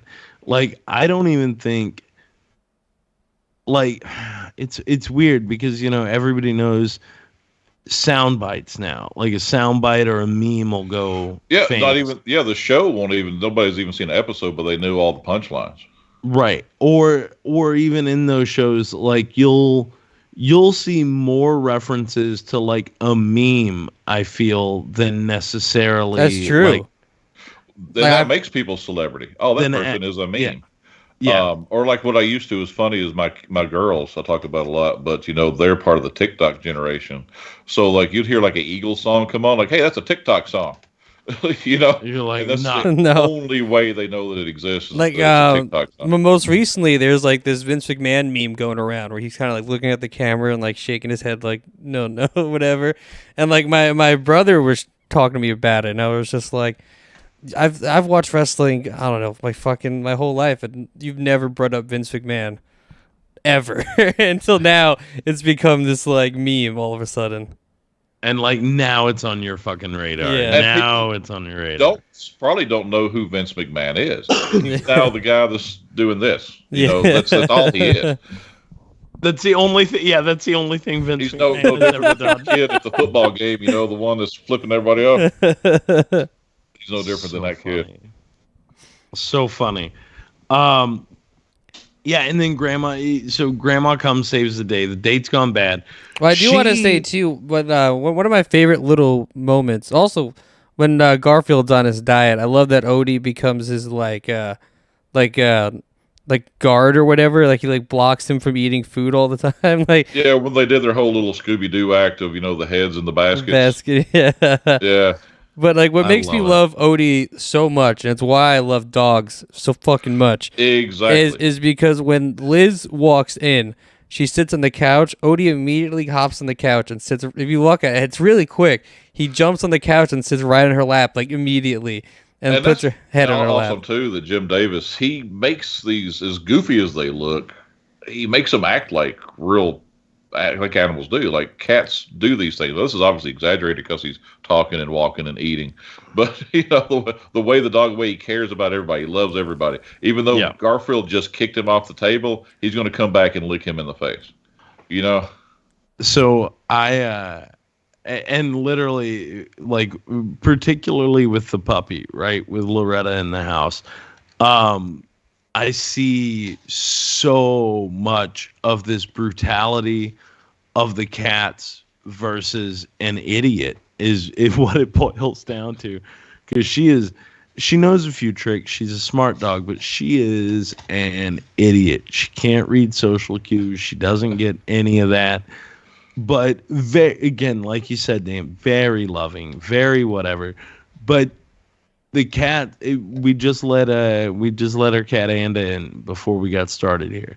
She jumps up on the table. What fucking happens? The dog comes running up to the table, knocks some shit off the table just to like say hello to the cat. What does the cat do? Start swiping at its face. Just start swiping at the dog's face. And the dog's like, I don't care. I love you. I just want to. I just want to. This is how cats hug. Right. I just want to smell you. I want to eat you with my face, and then I want you to be here tomorrow so we can do it again. Like that's all the dog is saying to her, and the cat hates it. Yeah. The more you love a cat, the more the cat disrespects you and wants to eat your eyeballs. Yep. That's it. But the more you love your dog, the more it's going to love you even more. The more it's going to continue to love you and makes the world. I think it makes more oxygen somehow. Yeah, right. It's just things are so much better when dogs are present. It becomes a self-sustaining. Yeah, somehow the food tastes better. Your clothes fit better. It's just everything. I heard that the Earth was originally terraformed by dogs, is what it is. It's the only reason that we have the world that we have to live in. And the reason why it's gone to shit over the last 30 years is because there's been an increase in cat population. That also reminds me of the story from Caterkiller where me and Garrett kind of dog napped a dog for a bit. So like, wait, what? So where we were shooting, right? They had neighbors at this guy's cabin. And, neighbors meaning also, like, way the fuck, like, mile down the road kind of neighbor. But they have this chocolate lab that just roams around. They just let him. He just roams around. They'll call him. He'll come back. He's just spreading love from house to house. One day, me and Garrett are driving to set, and literally the dog is just in the middle of the road. And he, like, will not move from the front of my car. Then he like comes around to like Garrett's like because Garrett actually was driving my car that day, and he came to my driver's side window, and he's just like jumping on the window. So then I opened up my passenger side door, and the dog just ran around, hopped into my car, jumped into the back seat, and was just like, "All right, where are we going? Where are we going? Yeah, guys? we're going on an adventure." What's the plan today? So I was like, "All right," I didn't know where to take him, so I just drove him to the set at the cabin, and like let him out from there, and then eventually like you heard the owner like yell his name from like like a mile down the road, and the dog just like sprinted back, but it was just like it knows what to do, knows how to get home. As soon as owner says, time to come back, boy, here we go. He just wanted to hang out. It was great. You are not, I promise you, you guys are not the first people to have randomly taken that dog on an adventure. I promise you. If that dog is that willing to get into a car that quickly, like that dog has done that 1,000 times. Yeah, this is the dog version of Forrest Gump. Yeah. Yes. That's awesome. Like, that dog has seen lives that you will never know. Yeah, he's changed the course of history so many times that we'll never know. We'll never know it was him. It is fucking brilliant. Like, I love it. So we've created at least a dozen different damn shows in this episode. So who's writing this shit? I mean, somebody has to commit some of it. I still want the chicken wire. That's still my favorite. Chicken Wire and Dog Forrest Gump. Yeah. Dog, and that should just be the name of it. Dog worst name in history. Don't try to make it clever like Forrest Bark. It's just dog. It's just Dog Forrest Gump. Dog Forrest Gump. Have you guys ever seen Dog Wick on YouTube? It's like the reverse John Wick, where John Wick gets murdered and the dog survives. The dog goes on they give the dog the gun and he's just like shooting everybody. It's amazing. Look it up. That's so much. I will go find that. Thank you for that. You don't want to find it. I don't want to find poop butter toast.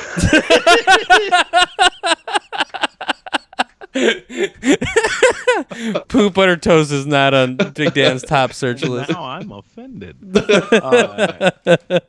My feelings are hurt. I found you what is arguably a perfect film, and then you just throw it down the crapper. That's what you should have done. You toss that butter right up your pooper, Dan. That's what you just done. Big Dan, that's what you do. Go shove that butter right up your pooper. Well, it is. I guess it could be one of those rich things. Because have you heard of the cat poop coffee? No. Oh. Yeah, there's a cat. So it's a type of cat. It's like some kind of wild animal. It's in the feline family that they feed coffee beans. It shits it out, and then they brew their coffee with it. What? Okay, wait, no, Dan. I love you, but it's a bat. No, it's a cat, dude. It is a type of feline, anyways, not a bat. No. I've heard of it with. I mean, I've seen that Jim Carrey movie. Yep, look it up. I've seen the Jim Carrey movie with the bat when they had to get the bat poop. Yeah, the guano. Yeah, that makes you crazy. That's the whole idea of bat shit. Nobody's drinking that coffee. No, it's the bats. I swear to God, it is bats. Cat shit coffee is not a thing. Oh, I'm about to prove you so wrong. Maybe you're both right. Maybe people just want to eat animal poop. I do see cat poop coffee now. Of course you do. It's civet. It's a koala-pea or that's what I'm saying. It's a type of feline animal. It's a wild animal. But now it's not just a bunch of hipsters just like in their apartment. Like there's a bunch of guys with beanies and no socks on that are really fucking pissed at me because they don't know. Now look up bat shit. Look up bat shit coffee. Bat coffee is another variation that's in demand. Bats feed on the ripest coffee and fruits and spit out the seeds. These seeds are dried and processed to make coffee with a slightly fruity flavor. Okay, so bats and cats like to shit out coffee beans. Rich people drink the shit. I mean, but it's the same animal. It's just on the same. What? It's the same animal. That's being. They're talking about the same animal. It's a cat-like, bat-like creature, and it's called the Kopi, Kopi luwak, Luwak. So it's a bat? Well, no, look at the thing. It looks like... It looks like a bat cat. Is it a man that looks like a deer? It's no, it's a deer that looks like a man. Like you're both wrong. That's where James comes in. He's like, "You're both wrong." Truth is, I think we're both wrong. It looks more like a damn rat, actually a raccoon without the colors. Is what it looks like more than anything. It's a Kopi luwak. Kopi luwak. Cat poopy. Cat poopy. Yeah. But yeah, sorry. Let's get back. So we got Thanksgiving. Grandma finally shows up. Because John's finally fucking realizes what Garfield's saying after Garfield gives him like every clue imaginable, like, hey, call Grandma to cook your fucking Thanksgiving meal. John's fucking stupid, man. And then so Grandma gets there, she does all this amazing work, and then she just bounces. Like that's Grandma being Grandma. She's making her grandbaby look good. Like he cooked this stuff. She just came in to work her magic and hopefully let John Boy get a little smell tonight. Do you know what I'm saying though? Like Grandma's a great wingman. Yeah. In this whole thing. Well, you even heard the very last line. It's like, hey, make sure she understands what kind of catch she's getting, and if she don't, I'll take care of it. She's threatening to kill a doctor. Yeah. I'll tell you, that's the backstory we really need. Grandma's tough shit, dude. Oh my God! Could you imagine, like, if they did an episode where it really is like 50 years, like earlier, and It's just an origin story of Grandma. of just Grandma? Because she was a knockout back in her day. She's probably, hanging out in them like soldier bars, where she picks. She's probably a dancing girl. Dude, I got $5 that says she was one of those U.S. spies in World War II. I was thinking one of like the pinup girls, like would go over and dance for the troops.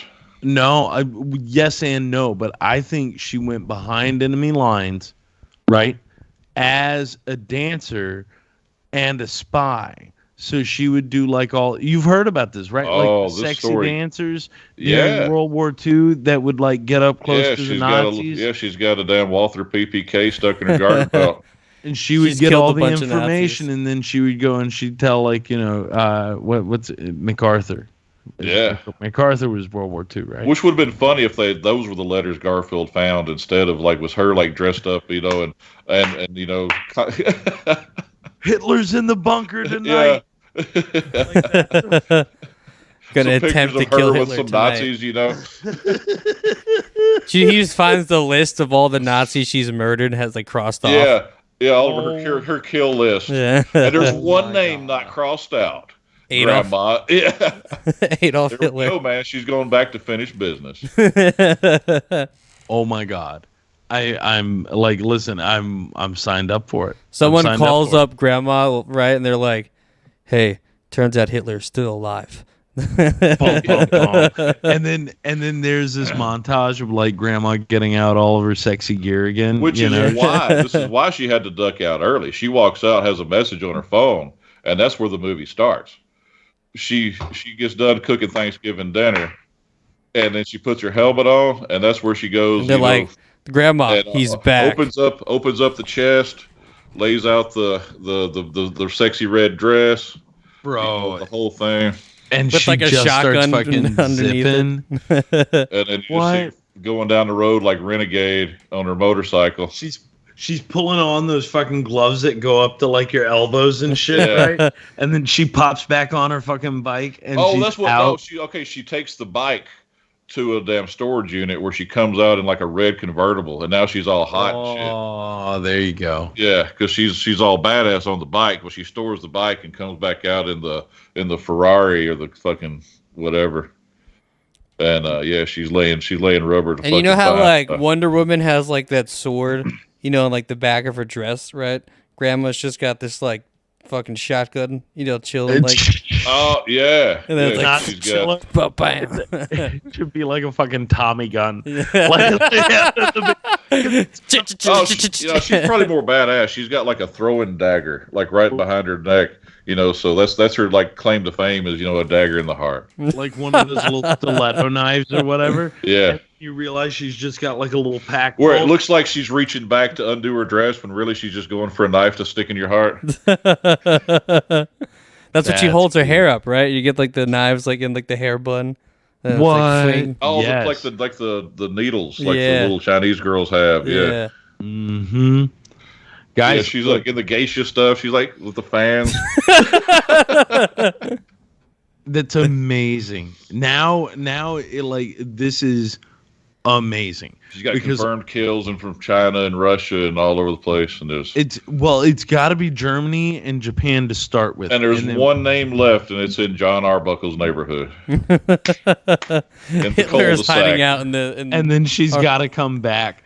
And then there's a whole sequence. Oh, that's what it where- is. She walks out and sees the guy across the road, and they Wait. lock eyes, like you're still alive. And it cuts to like the flashback of him like torturing her, like in some dungeon. Yeah.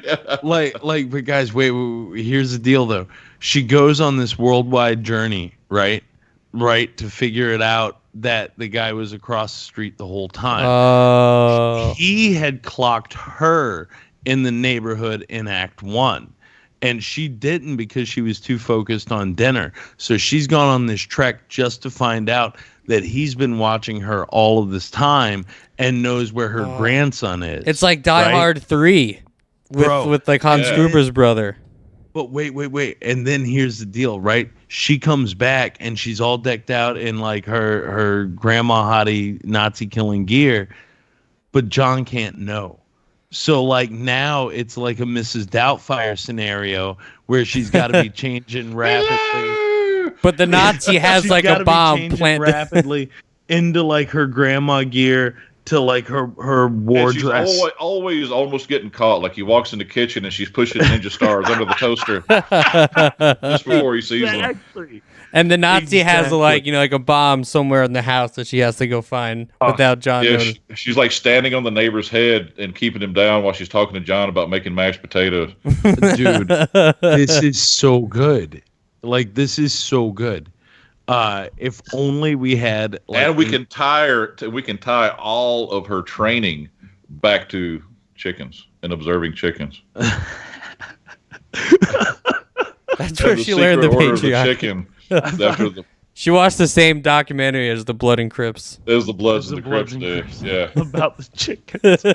It's just Binky and chickens is Yeah. what's on the it's a Binky the Clown cameo. And he's yelling, didn't he have chickens? I want to say Binky the Clown has chickens in an episode. I don't remember. I'm going to have to look that You up. saw more Binky and Garfield and Friends than you did on, like, he saved Christmas, but he was never actually there. It was Right. just the bedtime story. Right, absolutely. But guys, this has legs. Like, if only it was like 1987, and if only we had like Well, we've mountain already- of cocaine. Well, we've Like, already we cast could have Liz had this as made. we've already cast Liz as Liz. Who else do we have? I mean, who's grandma? Yeah, who we do we need cast as somebody like grandma? kind of like your Mama's Family talk the other day. We need somebody young and hot with just a gray like Golden Girls Well, wig. here's my pitch, right? We take Derek, we just shave his beard off, put him in a dress, and give him a nice granny wig. And he just thinks it's his whole time. He thinks his grandma's a dude, and that's just his. That's him in costume. That's I'm here for it. I like as the children say. Grandma, I am here Grandma's got a secret. Grandma. Guys, it's me. I'm Grandma. Can you hear? Guys, I'm Grandma now. And you have and you do the rip-off scene where Derek's peeing standing up, the rip-off from Mrs. Doubtfire. We're gonna go kill us some Nazis, man. Yeah, And his name is Grandma. Like, even the government will call him Grandma. yeah. Call him Grandma. What are we gonna do? Find Grandma. Get Grandma. In. Even in the flashbacks when Grandma's younger, it's still Grandma. It's still Grandma. Yeah, and that's where he gets his like, what are you gonna do now? The war's over. You've killed everybody, and he like pulls this gray wig out of his bag. I'm gonna do what I've always been made to do. Be a grandma. I'm gonna be a grandma. And it's just like fast forward, and he's like reading cookbooks, getting trying to fast forward so he acts like a real grandma. Not even Grandpa didn't Oh even my know. Okay, so this went off the rails quick. I blame the poop butter Yeah. toast for all of No, it. this is like I'm not even playing. Like this is shit I would watch. So many I would Well, watch. see, what I want this to be a like an A-Team type of show, so she gets in a different adventure every week while she's chasing down the neighbor who's the last kill on her list. But she's always getting into hijinks with some local somebody else in the neighborhood. Oh, so it's like a villain of the week kind of thing, but with the Yeah. bigger villain. What's I mean, this is a Magnum PI type of thing. Yeah. I can Anyway, see every that. week she gets in another adventure, but at the end of the day, she's just back in the kitchen cooking, baby. I just would love to see some Just like a motorcycle ride away. Yeah, Like doing some, the end like- of every episode, the ending is her just placing the table because she's always done by supper time. I just love to see Grandma do some dope like motorcycle stunts and like jumping off Yeah. shit. Oh, that happens, bro. That is like 90% of that is in the opening credits. Do you know what I mean? Like Just during cold the open fucking- action sequence. during the fucking sick ass 80s style theme song. Yeah, because we'll see how she got to John's house so quickly, and it's because she is jumping cars, and like the thing where the bridge comes up, just before the ship comes under it, so she jumps it and goes over all the cars to get to John just in time. Have you guys seen the movie Hard Target with Jean-Claude Van Damme? Yes. I'll Yeah, have yeah, to yeah. have seen it. But There's a once scene you where start he's just talking about like he rides a motorcycle and then he stands up on the motorcycle, like 2 feet holding the handlebars, pulls out his gun, starts shooting at this like Ford, driving towards him like a bunch of times, then lets the Ford hit him, so he flips over, lands on the ground, and then shoots the Ford more at the gas tank, and then the car explodes, and that's what I want to see Grandma do. Yes. See, that's the type Yes, of yes, okay, yes. This we're not going to stop talking tonight. Are y'all familiar with the Andy Sedaris movies? Hard Ticket to Hawaii. Yeah, bro. The Malibu Express. No, I have not. Dude, you've got to watch all of these in order. Okay. Southwest America. These are the greatest movies. Okay, Hard Ticket to Hawaii. It's an 80s action movie, and they're all in order. But there's a scene in this movie, and Ben may know what I'm talking about, where these two guys are riding down the road in a Jeep, and there's a guy who, for whatever reason, has a blow-up doll in his hand, and he's riding on a skateboard, okay? So he rides past them on his hands on the skateboard, and they're both like, look at this guy. He's not tubular, because it's the 80s. And he goes down to the end of the road, turns around, and the guy hands him a gun, and he starts skating back to him. Well, when he gets to him, I forget what happens. They run over him, I think, and the guy flies up in the air. Okay, so the guy's up in the air, I was on my skateboard.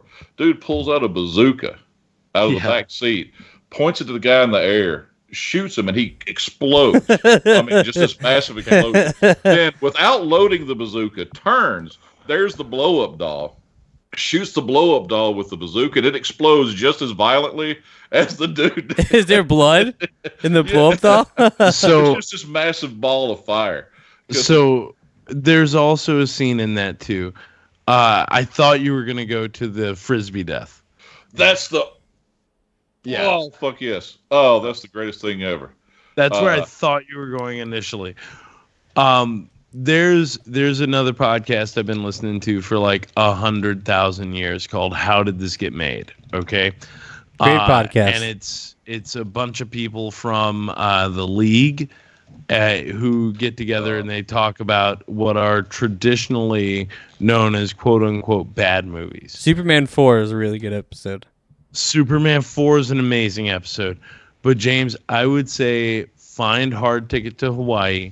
No, there's a movie before it called Malibu Express that kind of opens it up, and it's kind of different than the other ones. It's worth a watch, but it was kind of opened the idea to the whole thing. And this thing goes on forever. Trauma alum Julie Strange, she's in some of them. Julie, and there's a lot of callbacks. Matter of fact, this is one of Danny Trejo's very first movies. Was one of these.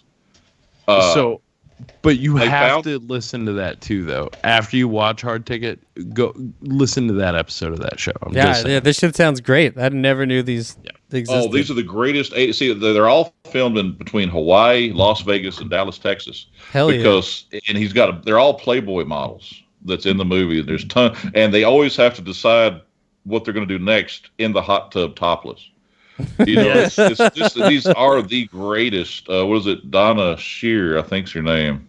I forget her, but she was major Playboy model back in the day. And one of my favorite things that happened in the sequence, Mr. Miyagi, whoever that actor. Oh, Mr. Miyagi's in it.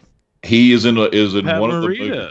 He's in one of the movies, and they recast him in the next movie as a white man. Oh. And it's so funny, man, because there's like all the character actors, like who's the guy that played like Genghis Khan in Bill and Ted? The bald guy that was in like he played I think he was in like the Lethal, but he was always one of the goons. He was in Kurt Russell, China, fucking Big Trouble Little China? Yes, he's one of those guys. Okay. He's in that. So those guys show up in these movies too. So these if you have a day of nothing to do, look right now. I type in Andy Sedaris, get the list of the movies in order, try to watch them, and your life will be better for it. Okay. It really 100% will. Yeah, that's hysterical, Dan. I love it. All right, well, we're about 2 hours into this shit, so let's we'll start to wrap up the show. Big Dan, we'll start with you. So also because of this whole switch that I had to do tonight, I also don't have my sound bites, but I'm assuming we all have the same. We all. But Big Dan, what are you going to give this? little success. Success. Easy. And I the only reason I'm not coming on it is That may be another soundbite, Big Dan. Only reason I'm not coming on it. That's when I really hate the show, you know? yeah. There's only one reason. Is it's my least favorite of the 3 holiday episodes. Okay. Interesting. It's the greatest Thanksgiving cartoon ever created. But in the Garfield world, it's this comes in number 3 in the holiday episodes. Oh, hell yeah. What about you, Ben? Big success. Big success. Success. All day long. Yeah, I love Garfield in general. He brings your life back. I used to, when I had an office job here recently, one of my routines was go in, fire up my stuff. I go ahead and get a cup of coffee. By the time I come back, computer's on. When I clicked new tab, it would bring up all the news. There'd be a fresh Garfield comic there waiting. Oh, that's awesome. That's a good way to start a day. Yeah, and that's how I'd start my day, is seeing what the hijinks Garfield got into. I love that, Dan. That makes me happy. Yeah, no, Garfield does. Garfield is a thing that it's hard to have a bad day when you know that Garfield exists. Yeah, and if you're having a bad day, think about Garfield. Yeah, Garfield's having a bad Garfield day exists. for you. Yeah. I mean, just a swift kick of Odie off the table will cheer you right up. You know, watching him bash a spider with a rolled up magazine and the banter back and forth. It's all gold, man. And it's been going on for a long time. And how old is Jim Davis? Oh, that's a good question. He's got to be like 110. Yeah, is he still alive? Yeah, no, he's still animating. This is all his. This is his baby. I mean, I know there's a new movie coming out. Yeah, I know. I did not watch the trailer because I saw that Chris Pratt is Garfield. Yeah, which is kind of funny. You know, when I made this connection on the last time we talked about Garfield, it's kind of a funny thing. Lorenzo Music is the voice of Garfield. Yeah. Is the voice actor. Not Chris Pratt. Also was the voice of Peter Venkman in The Real Ghostbuster. Same guy. Yeah, and then Bill Murray yeah. was mad that his character sounds too much like Garfield, who in the future voices Garfield in the Garfield movie. But his voice also weirdly sounds like Garfield. Yeah, actually, I think Bill Murray works. That he's upset that the character actor playing his voice, who sounds almost exactly like him, sounds too much like the other character. Which he does. It sounds exactly like. It's just Garfield. He sounds so much like Garfield. Bill Murray does. It's crazy. That's why I'm like, you're gonna put fucking Chris Pratt like. Well, opposite. He was also Mario, and what the fuck. He's just, I don't know. It's just anything they can get that dude to do, they know it's going to sell. It's the name on the poster, man. Yes, I have not watched this new trailer yet. I mean, have you guys seen it at all? Well, I have not. I won't. I've still not even seen the other Garfield movies. You know, they sucked for. I mean, and I knew that they did. They just looked terrible. You know. Yeah, I remember watching the first one, but I couldn't tell you a single thing about it. When they put zero work into John or Odie. I don't know who even played John in these movies. But I know Odie was like a little brown wiener dog or something. You know, it was just ridiculous. It wasn't Garfield. It was something to sell. So I don't know. I have high hopes for it because, you know, I hope they do well. And I'm a Chris Pratt fan, man. I like him. I like Star-Lord. Yeah. I don't like anything else that Chris Pratt has done. You guys watch Parks and Recreation? That dude was hilarious, man. Yeah, I know. I used to love Parks and Rec. I don't know. I can't watch it anymore for some reason. I don't know why. I just I'll try to watch an episode. I'm like, I can't. I don't know. And those fucking Jurassic Park movies, man. Jurassic World. Ugh, fuck Chris Pratt. I have nothing to do with Jurassic. I have not seen a Chris Pratt Jurassic Park. They're not good. Honestly, I literally saw the last one in theaters, and I was upset I used my free movie pass on it. I was so annoyed. But yeah. All right. So real quick, James, before you get to yours, a question was asked, and it needs an answer. Jim Davis, 78 years old. He's younger than I thought. Yeah. Yep. He's got a lot of comics left in it. Same. Yeah, He is younger than I thought. I was thinking like probably 85. He was born in 45. Well, we tend to latch Garfield with Charlie Brown when they're very far apart. Yep. You know, it's kind of like people that link Davy Crockett and Daniel Boone when there's like 50 years between them. You know, we just Yeah, don't but know that the is difference. interesting. I always thought Garfield and Charlie Brown were kind of together. Well, no, because Charlie Brown goes back to what, the 40s, 30s? Does it go back? I want to say like at least the 40s, right? Yeah. So Garfield's hitting in the 80s. See, I always thought Garfield like the strip was earlier. 70s. Like, I think it was late 70s, 78, 77, 78, somewhere in there for that first one. Yeah. Interesting. Well, my final thoughts. The Thanksgiving special is great. Honestly, I'd never seen it before. I thought it was amazing. Honestly, it was hilarious. I'm going to give it a success. And now that I'm actually here at John's desk, see if I can move this camera. And you guys can see, we got our little CRTV over here. Nice. Now, recently, too, our nice TV actually just broke. And Oh, shit. so it was fucked up. So John figured out a way to put the Chromecast on the CRTV, the tube TV here. So I was watching Garfield on my tube TV, which I feel was very appropriate. It's like listening to vinyl, man. Yeah, exactly.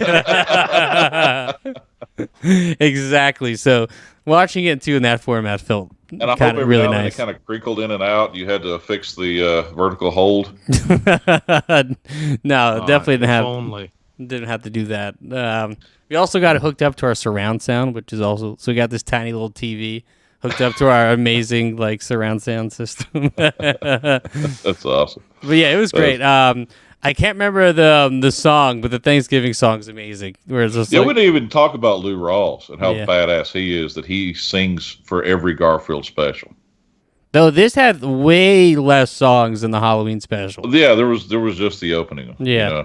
But it's a good song. Where it's like something Oh yeah, potatoes and do the mashed potatoes. potatoes, do the candied yam, do the funky turkey. I want to know what doing the candied yam means. Well, I mean, you can do the mashed potato. That's a real dance. I'm assuming. I saw a guy do a candied yam one time. And I was at home. And then I'm he sure pooped it wound out up on a piece of toast. toast. Yeah. It did. Let me guess. First goes the marshmallows, then the brown sugar, then the stick of butter, and you got the whole topping to your fucking sweet potato casserole.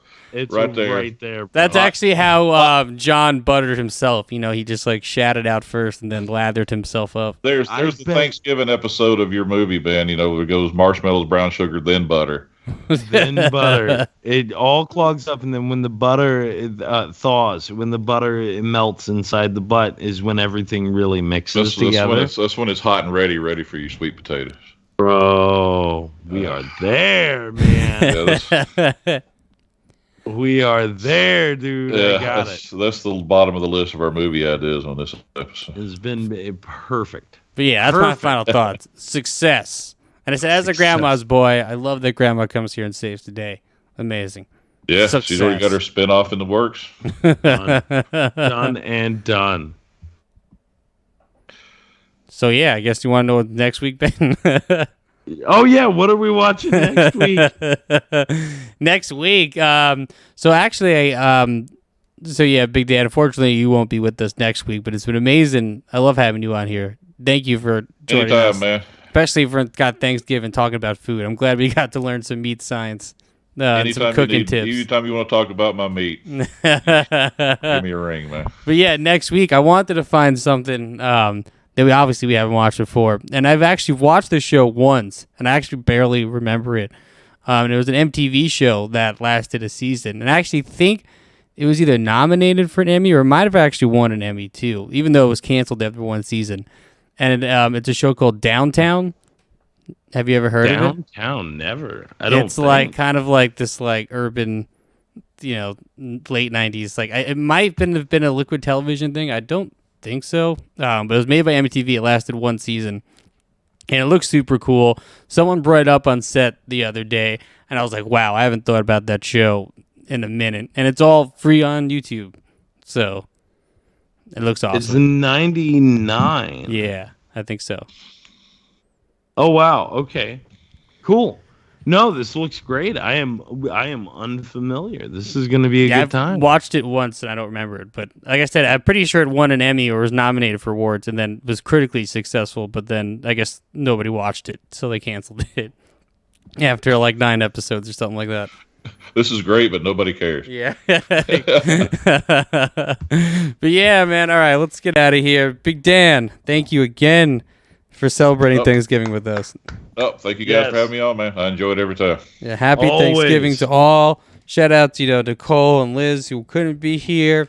All right, let's get out of here. Thank you guys. We out. Deuces. You guys, this is all Kyle's mom's fault. Shut up, Cartman. Kyle's mom is the one that started that damn club, and all because she's a big, fat, stupid bitch.